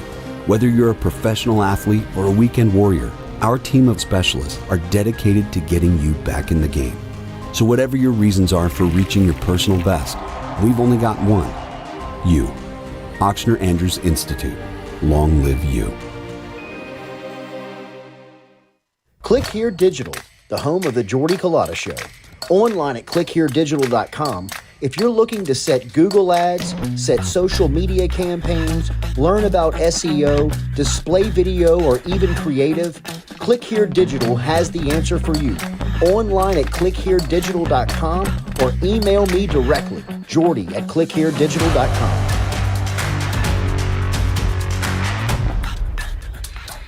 Family calls family. That saying resonates even more as your family grows. And we can't seem to stop growing. Meet the newest member of the Get Gordon family, Penny's cousin Rosie. Rosie already knows, the larger your family, the more people you have to lift you up during trying times. Just like at Gordon McKernan Injury Attorneys, we've grown to over 200 team members with over 50 local attorneys. So whether you pick Penny, employ Ellie, roll with Rosie, or Get Gordon, we want to be your lawyers for life. Your lawyers for life. Phil's Oyster Bar, a staple of South Louisiana since 1945, located in Southdown Shopping Center and online at philsoysterbar.com. If you log online, you can learn about the private party schedule, the catering menu, and even order online. Daily lunch specials Monday through Friday. Learn about the history when Gus Piazza took it over in the early 70s, made it an absolute stop-in for everyone who came through Baton Rouge, and now Anthony, his son, carrying on the tradition. Phil's Oyster Bar, Southdown Shopping Center, and online, philsoysterbar.com. It's rare to find someone you can count on when it's go time. It's even more rare to find someone you can count on, well, all the time. At Sunshine, we're proud to offer the John Deere equipment you need and the team can depend on and off the field. Learn more about what it means to be powered by Sunshine at sunequip.com.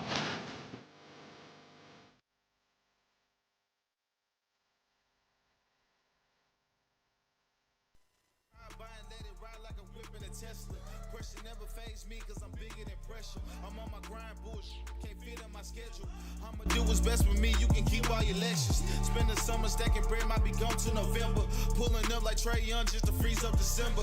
I got niggas on the block like traditional sinners. OGs love me, so I hang with traditional winners. I took a break for a minute, I had to go charge up.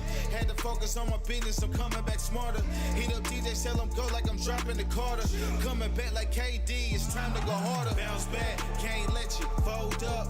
Keep pushing, can't let you slow up. Bounce back, can't let you fold up. Keep pushing, can't let you slow up. Bounce back, can't let you fold up. Keep pushing, can't let you slow up. Bounce back, can't let you fold up. Keep pushing, can't let you slow up. They say that life's a marathon, man, shout out to Nip. They start to think you falling off and they starting to flip. Circumstances start to change and they jumping the ship. Only ones that really matter who's tied to your hip. They tried to push you to the side cause they thought you would quit.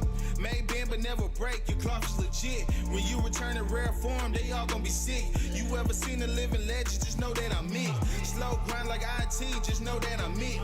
Now I'm back up in my bag, I'm giving them fits. Bounce back like John Morant, you know that I'm lit. Making plays like Jack Bash, I'm never gonna sit.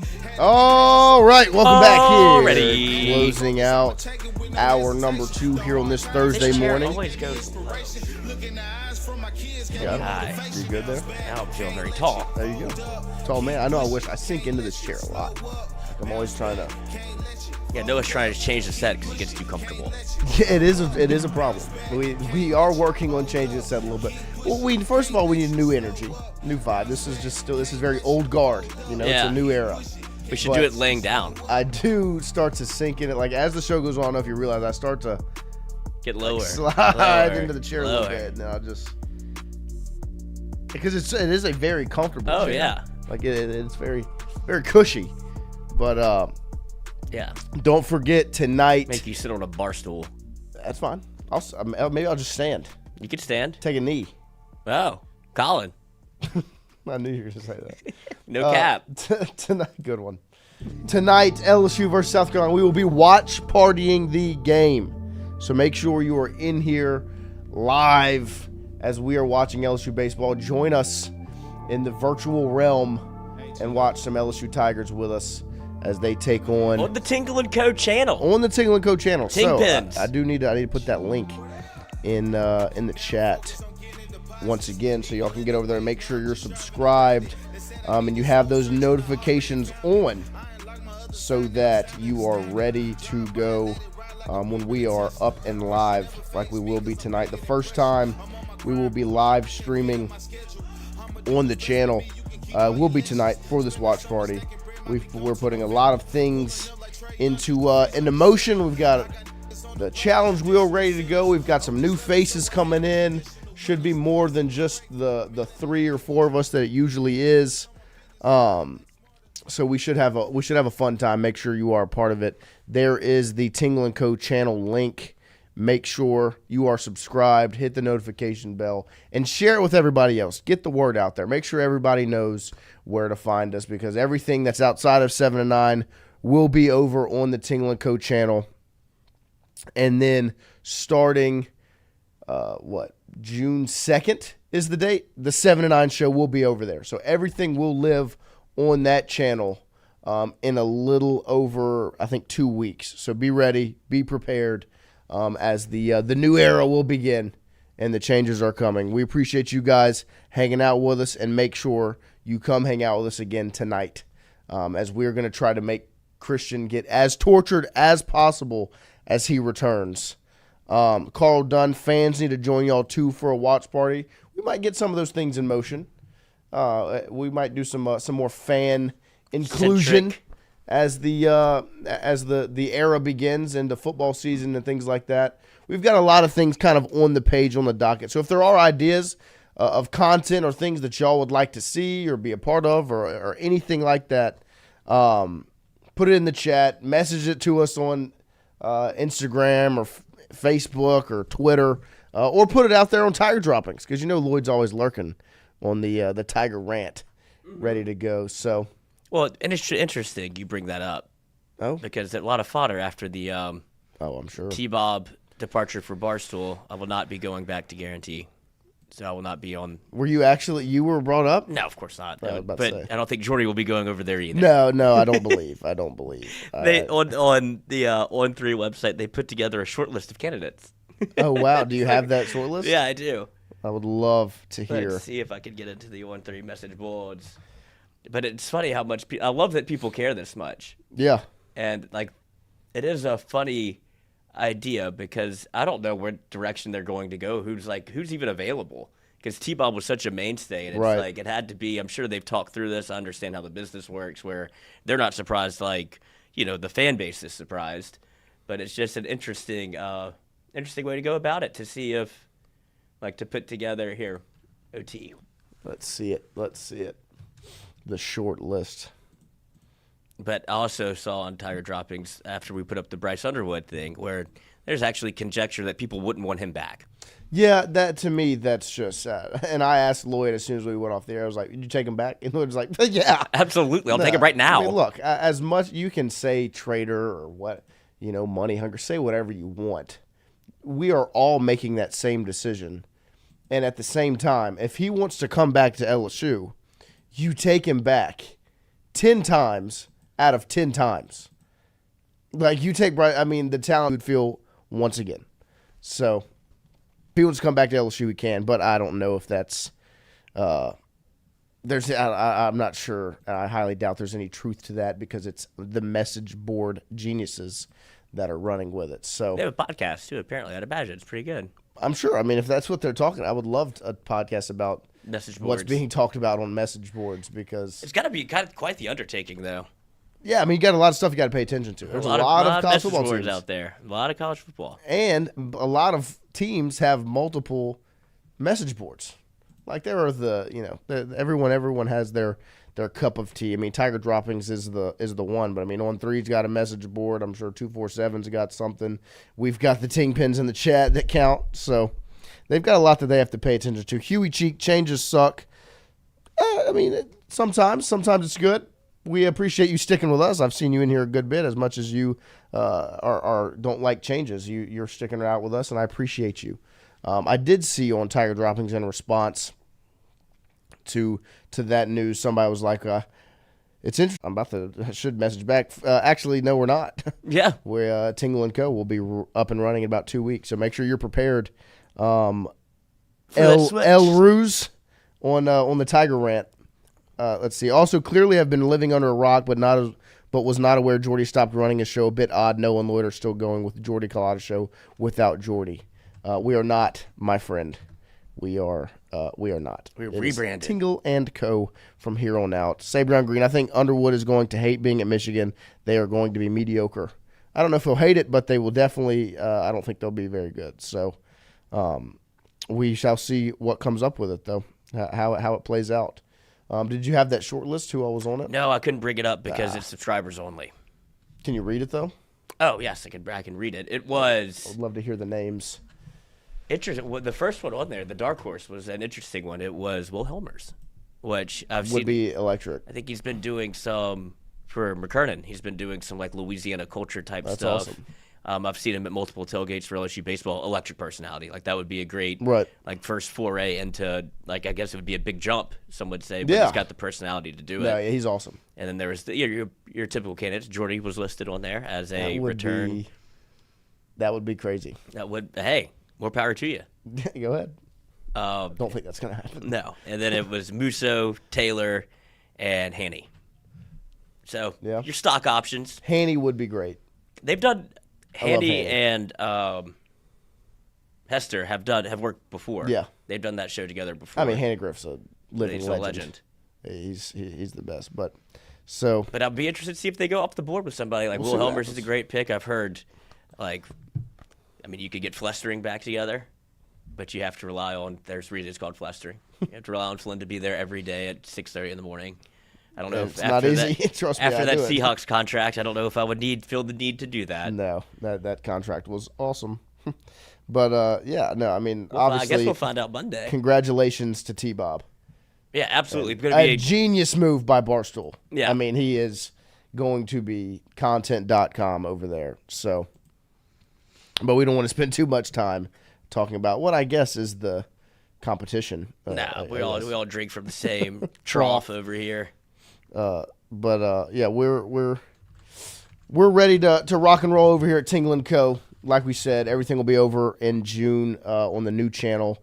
Join us tonight on that channel for the LSU versus South Carolina watch party, which will be live from the Tingle & Co. channel. Lloyd, great job on the little lower third. Oh yeah, you like that? It was a quick. I had to remember. It still got the. I don't know how to fix that. Yeah, me neither. But still looks great. I had to remember my color palette, like red and green make what orange, something like that. I don't think so. So I was over here guessing. Red and blue make green, purple.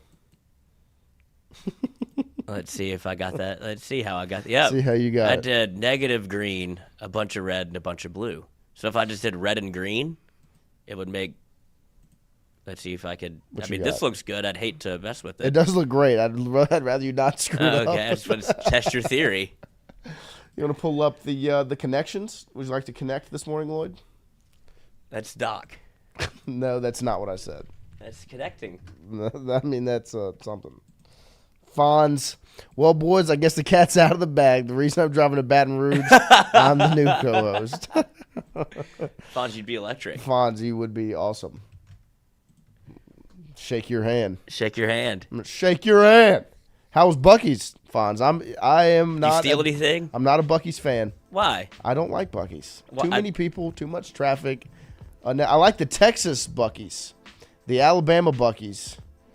I like the beach trip stop. I don't do it. It Everybody adds does. about It does add 45 minutes to an hour. I agree. To your Look, trip. But yeah, I mean, I'm not like a like. It's hard to say you're not a Buc-ee's fan.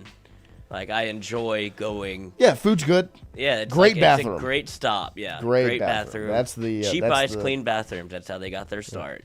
That's it does the hitter, seem like it's is the gotten to bathroom. the point. It's like a Savannah Bananas. Yes. Where it's all too much. It's just like a Like, I don't love. need- Love says clean bathrooms too.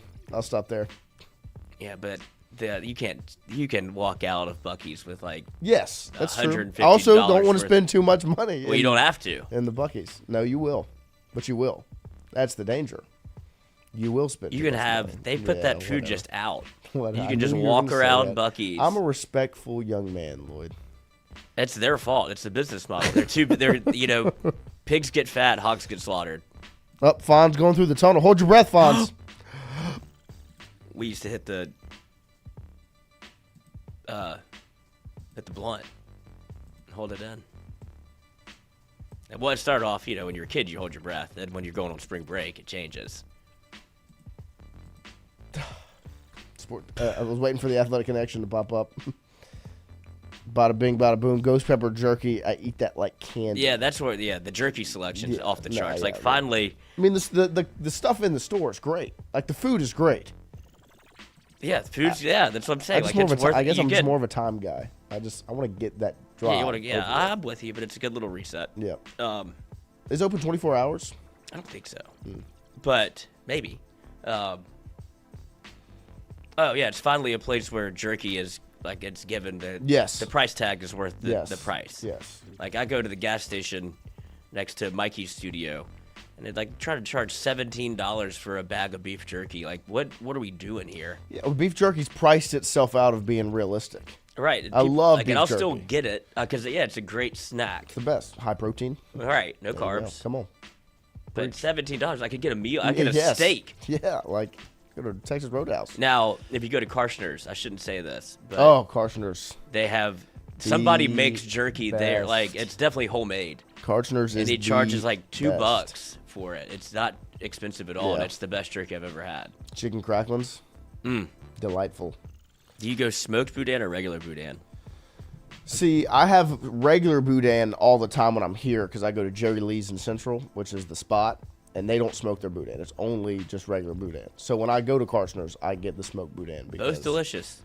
Yeah, it's just Chopped I don't and heated? usually have smoked. So Karshner's is the best. I mean, we'll probably make the pit stop. We're headed up to Shreveport this weekend. What's the name of for this the place? Cuzzo's graduation? Jerry Lee's. It's actually Jerry Lane. I was like, I didn't know we got in the boudin game. Jerry Lee. That's actually where my younger brother's working right now.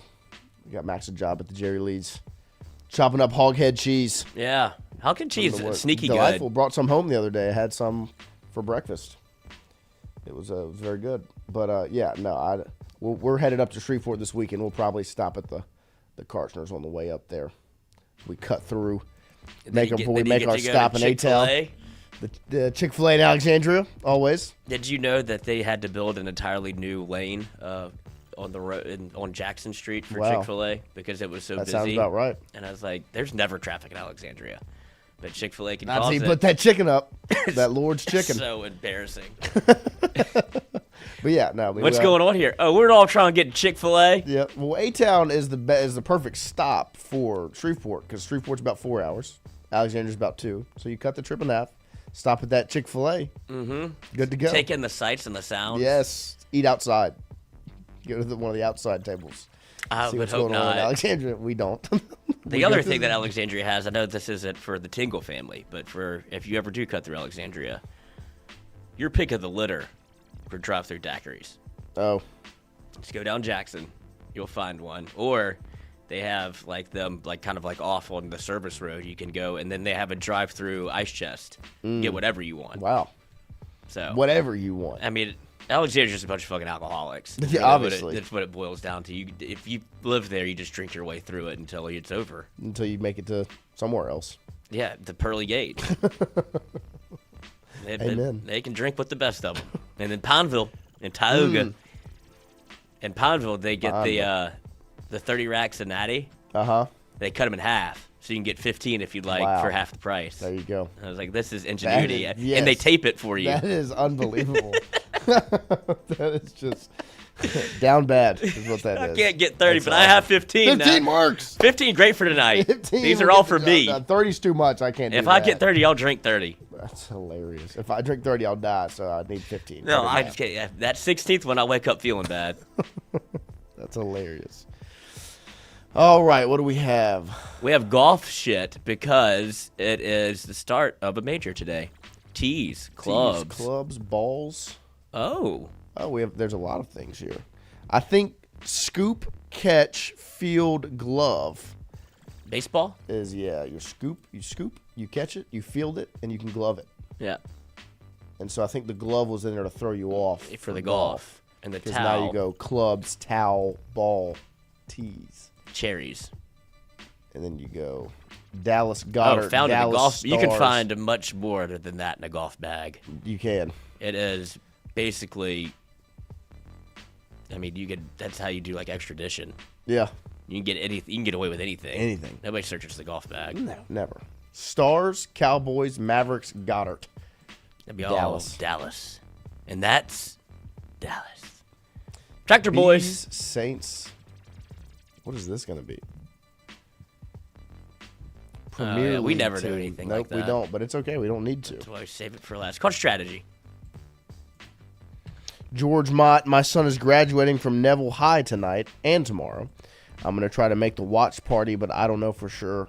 It's okay, George. Congratulations to your son. Pull it up on the phone. But yeah, pop that. I was watching the Knicks and the Celtics last night at my brother's graduation. The largest graduating class at Central High School. I was very surprised. It took forever. That's what I was going to ask. Would you have cared if people were at your graduation? I didn't go to my. Well, see, I didn't have one, so I don't COVID? know. Yeah, I was a COVID graduate. So shows you how important it is. Right. We did this is how we did it. A drive-through. So one day you drive through. You pull up the front of the school. They had a makeshift stage. You drive through. They video you walking, getting your diploma, everything. 2 weeks later, they had a drive-in. So everyone pulls up to the football field. This is so dumb. I know. Drives in. They have a projector. They play the video of everyone walking across the stage at the drive-through, and you sit there and watch. Who's making these decisions? I have no idea. Like how? When I think back to it, I don't really care that much, and I think what they did was cool. Like I appreciated them putting in all the effort to do it. A lot of the surrounding schools just waited 2 months and did it on the football field outside because you were outside. You could separate. Yeah, you could the rules have social changed. distance, all of those things. I would have probably preferred that so I could actually have a graduation. But I think whatever. It's one of the most overrated. Then I graduated from But then college. it just makes me think of like the PTA in high school. Yeah. The only reason I want a kid is I would love to be a part of all of that. Of course you would. And you would be insufferable. Oh, yeah. Our children would not go to the same school. But the amount of things that are deemed important. Yes. Or that y'all are meeting about this, and then the rules get changed, and something actually happens. Like they get things done, and it's always for the worst. And it's like, the Karens of high school are the absolute worst people on the planet. And then that also trickles up into the staff on the school that is like, oh, I meet with the parent. Like, this is what I do. Yep. It's like, y'all are the worst people on the planet. Like, your life means nothing. You have zero existence. Right. Like, none of this matters to anyone except for you because you've made it your life's mission. And it's like, nobody cares. That's hilarious. But you care so much that it makes other people have to. Yeah, you're a tyrant. Yeah. Ugh. But yeah, I mean, there was quite the crowd at the graduation last night. Like it was. I'm packed sure out. because if they didn't go, I'm sure they dock you Filled points or something. Out the PMAC, like it was at the PMAC, because that was the only arena that could fit all the Central the Cats, students and the families, and it was like the 200s and 300s because they had the 100 sections opened out so you could fit everyone. 200s, 300s were full. I was like, I mean, right? How many this people is is the crowd men's basketball wants for next season. Need it. That's sad. But yeah, no, it was a lot of people. I mean, they had like 400 something graduates from the Central High School. But I was impressed. They did make it go by fast. Like, because we did Park Views on Monday. That one took forever for like 70 kids. And I was like, okay, if that's how long 70 took, we're cooked on Wednesday for the 400. And they went right through it. So it was Sabrion. I don't think I can imagine Lloyd with a kid. Carl Dunn, scary as hell, LOL. Yeah. I've never even gotten to like babysit. I mean, no, you did. Oh yeah, I did. One time. That went fine.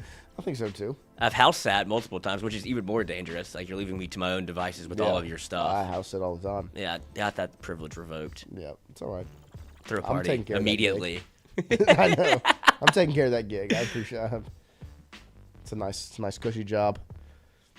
Wordle. Oh gosh, what do we have here? Let's do Bryce. Are you serious? Were you about to do it? I was gonna do Brute. Oh, I was gonna do Bryce. Does that count? For Bryce Koon and Bryce Underwood. Yeah, so it'd be our, like, do they let you do names? I don't know. YCE. We'll see if it works. Yeah, No. let's do Brute. Brute. Es-tu Brute? I knew you were going to say that. Apparently he didn't say it. Look at me. Good job. Okay, let's go.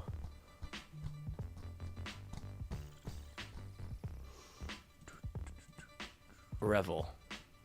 2 E's. Okay.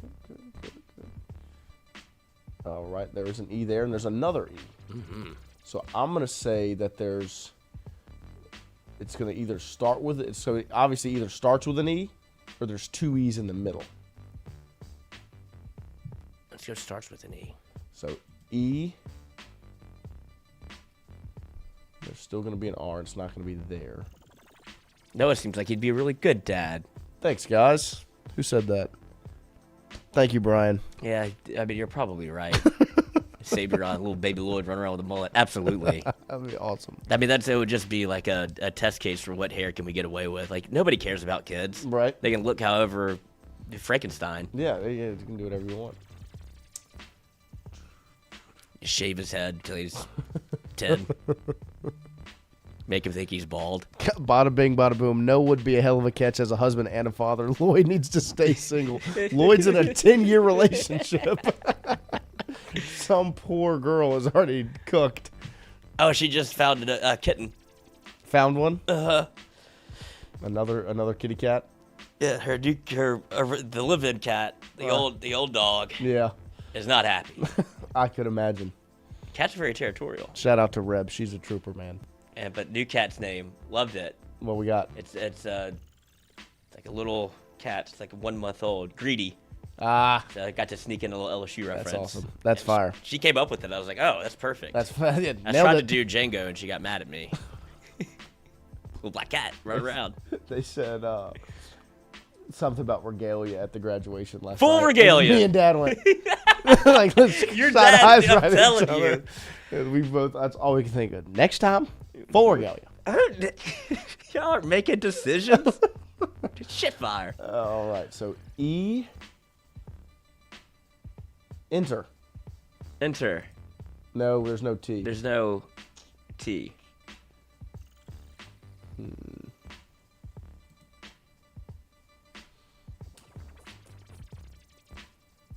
There's no, okay.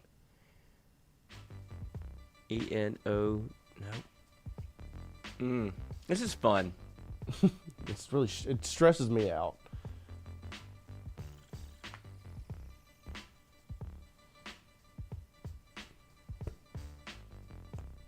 I keep wanting to use a V, but there's no V. Yep.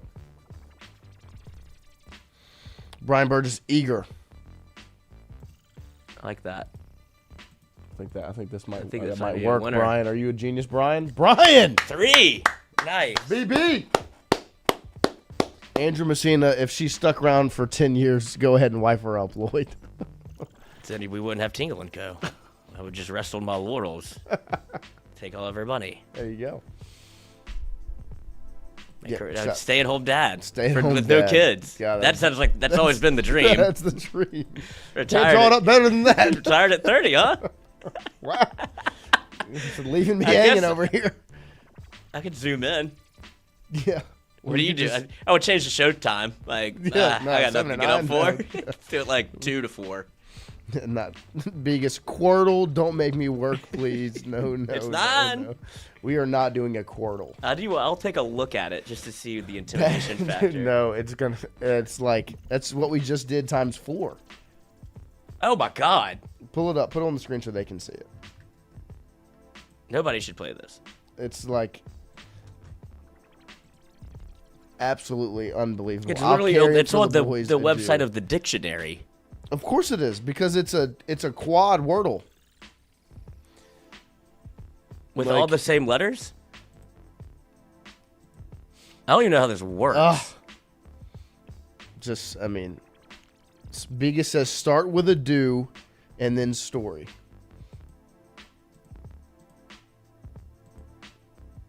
Is it EU? EU, yep.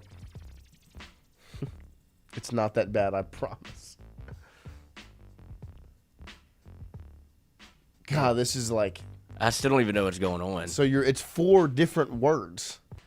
It's 4 Wordles. It's crashing the stream. Story. Yeah, we can't even play this. That's unfortunate. Sorry, Biggest, it crashed the stream, brother. Yeah, it's too much it's too much computing power. The computer's not built for Quirtle. You're going to have to work, my friend. My heart does go out to you, though. Let's see what the poll results were. Who pitches for LSU tonight? Oh, you read a poll? 40. You didn't tell me, Mitchell. 49% Newt, 15% Ware, 23 Schmidt, 12 someone else. Wait, say again. I'm sorry. Was I muted? No, I wasn't listening. 49% think it's Newt pitching tonight. Okay. 15 Ware, 23% Schmidt, 12% someone else. And then on Twitter, I put it out as well. And we've got 94 votes currently. 43% Newt, 19% Ware, 23% Schmidt, 15% someone else. Those numbers are oddly similar on both. So, Sabrion Green, what do y'all do after the show? We have meetings. Yeah. Every single day, basically. We do. We actually do. We do work. We work after we'll post the pod. He'll get some videos up. Social media. But even before that, we always sit around and we'll brainstorm a little bit about what direction we want to take the show. Yep. Different ideas for different content. That's how... We've had a couple meetings with a couple different characters this week. Yep. We're going to get the Building watch party set up. Yep. Yeah. Put together staff. We're building Go out a buy website. some equipment. All these things. Yeah. We do need to work on that website. I don't know how to do that. I've got somebody on it. Okay, good. Taking care of the business. So, and we think about you guys. Yeah, how to make the chat happy. How to make the chat happy. How to Sans make Quirtle. things cool for you guys. And meetings every single day sounds like my old jobs. We had meetings to plan more meetings. We don't really have meetings every single day, but we always we have business getting done every single day. Like I have a phone, my weekly radio hit with Sean Fox and 97.7 Sports Talk. At 5 p.m. today, I will be live on the radio. Do it from here. You should video in. Can't answer the radio, but I can call in. And I will be doing it in the studio because I will be setting up for a watch party. Think you'll let me on too? Both do it? Pass. It's funny. He calls it Tingling Company, though. Well, so that's okay. Your company. It's okay. I was laughing at Begas. Quirtle, don't make me work. No, Quirtle, run it. I'll carry for the boys. Adieu. And then he goes, start with adieu, then story. It's not that bad, I promise. Adieu. And Carl did, hell no. Begas, yes. Now story. Biggest, hit me up for commercial electrical work or repairs and maintenance. Because we're hitting you up for burgers. Yeah, you can come feed us, and then if you want to sponsor us, you can. Yeah. Mr. Grinder Cloner.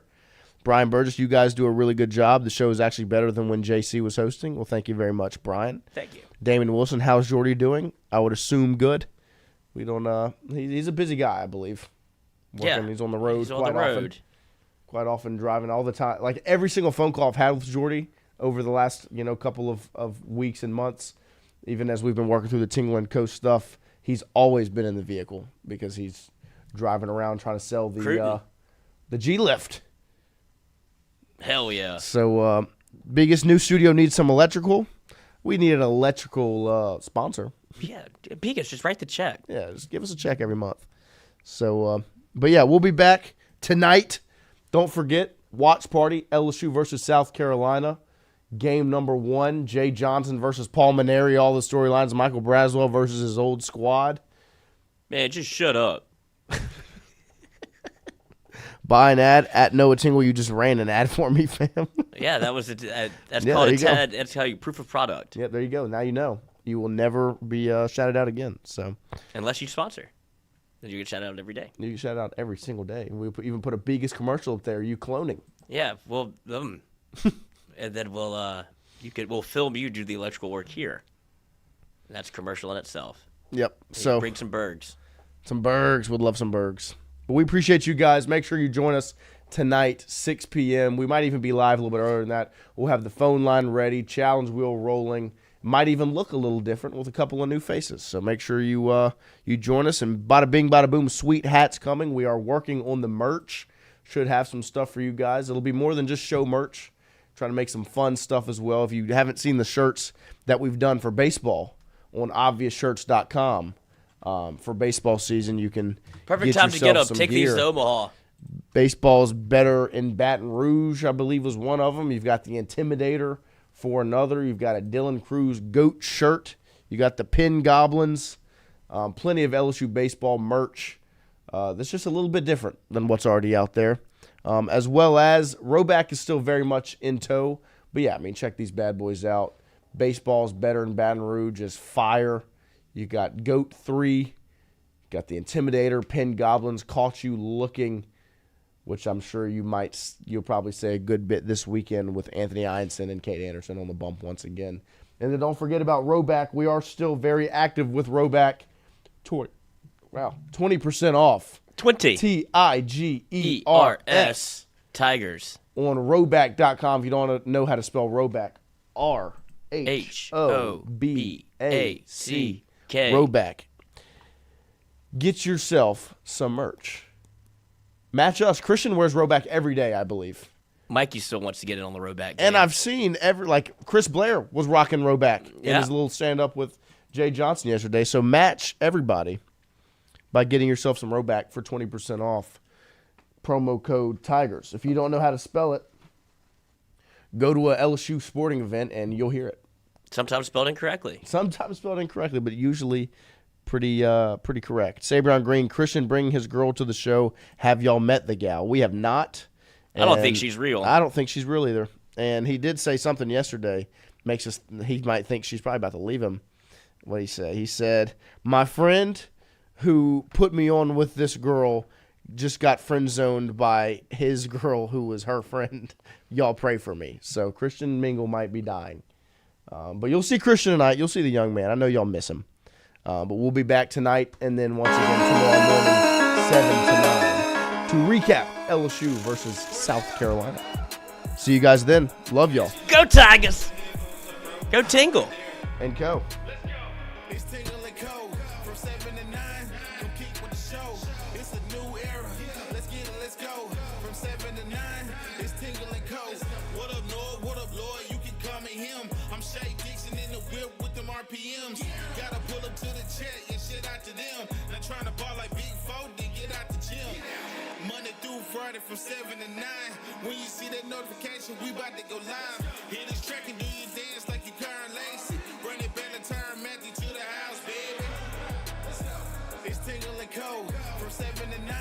Come keep with the show. It's a new era. Let's get it, let's go. From 7 to 9. It's Tingle and Co.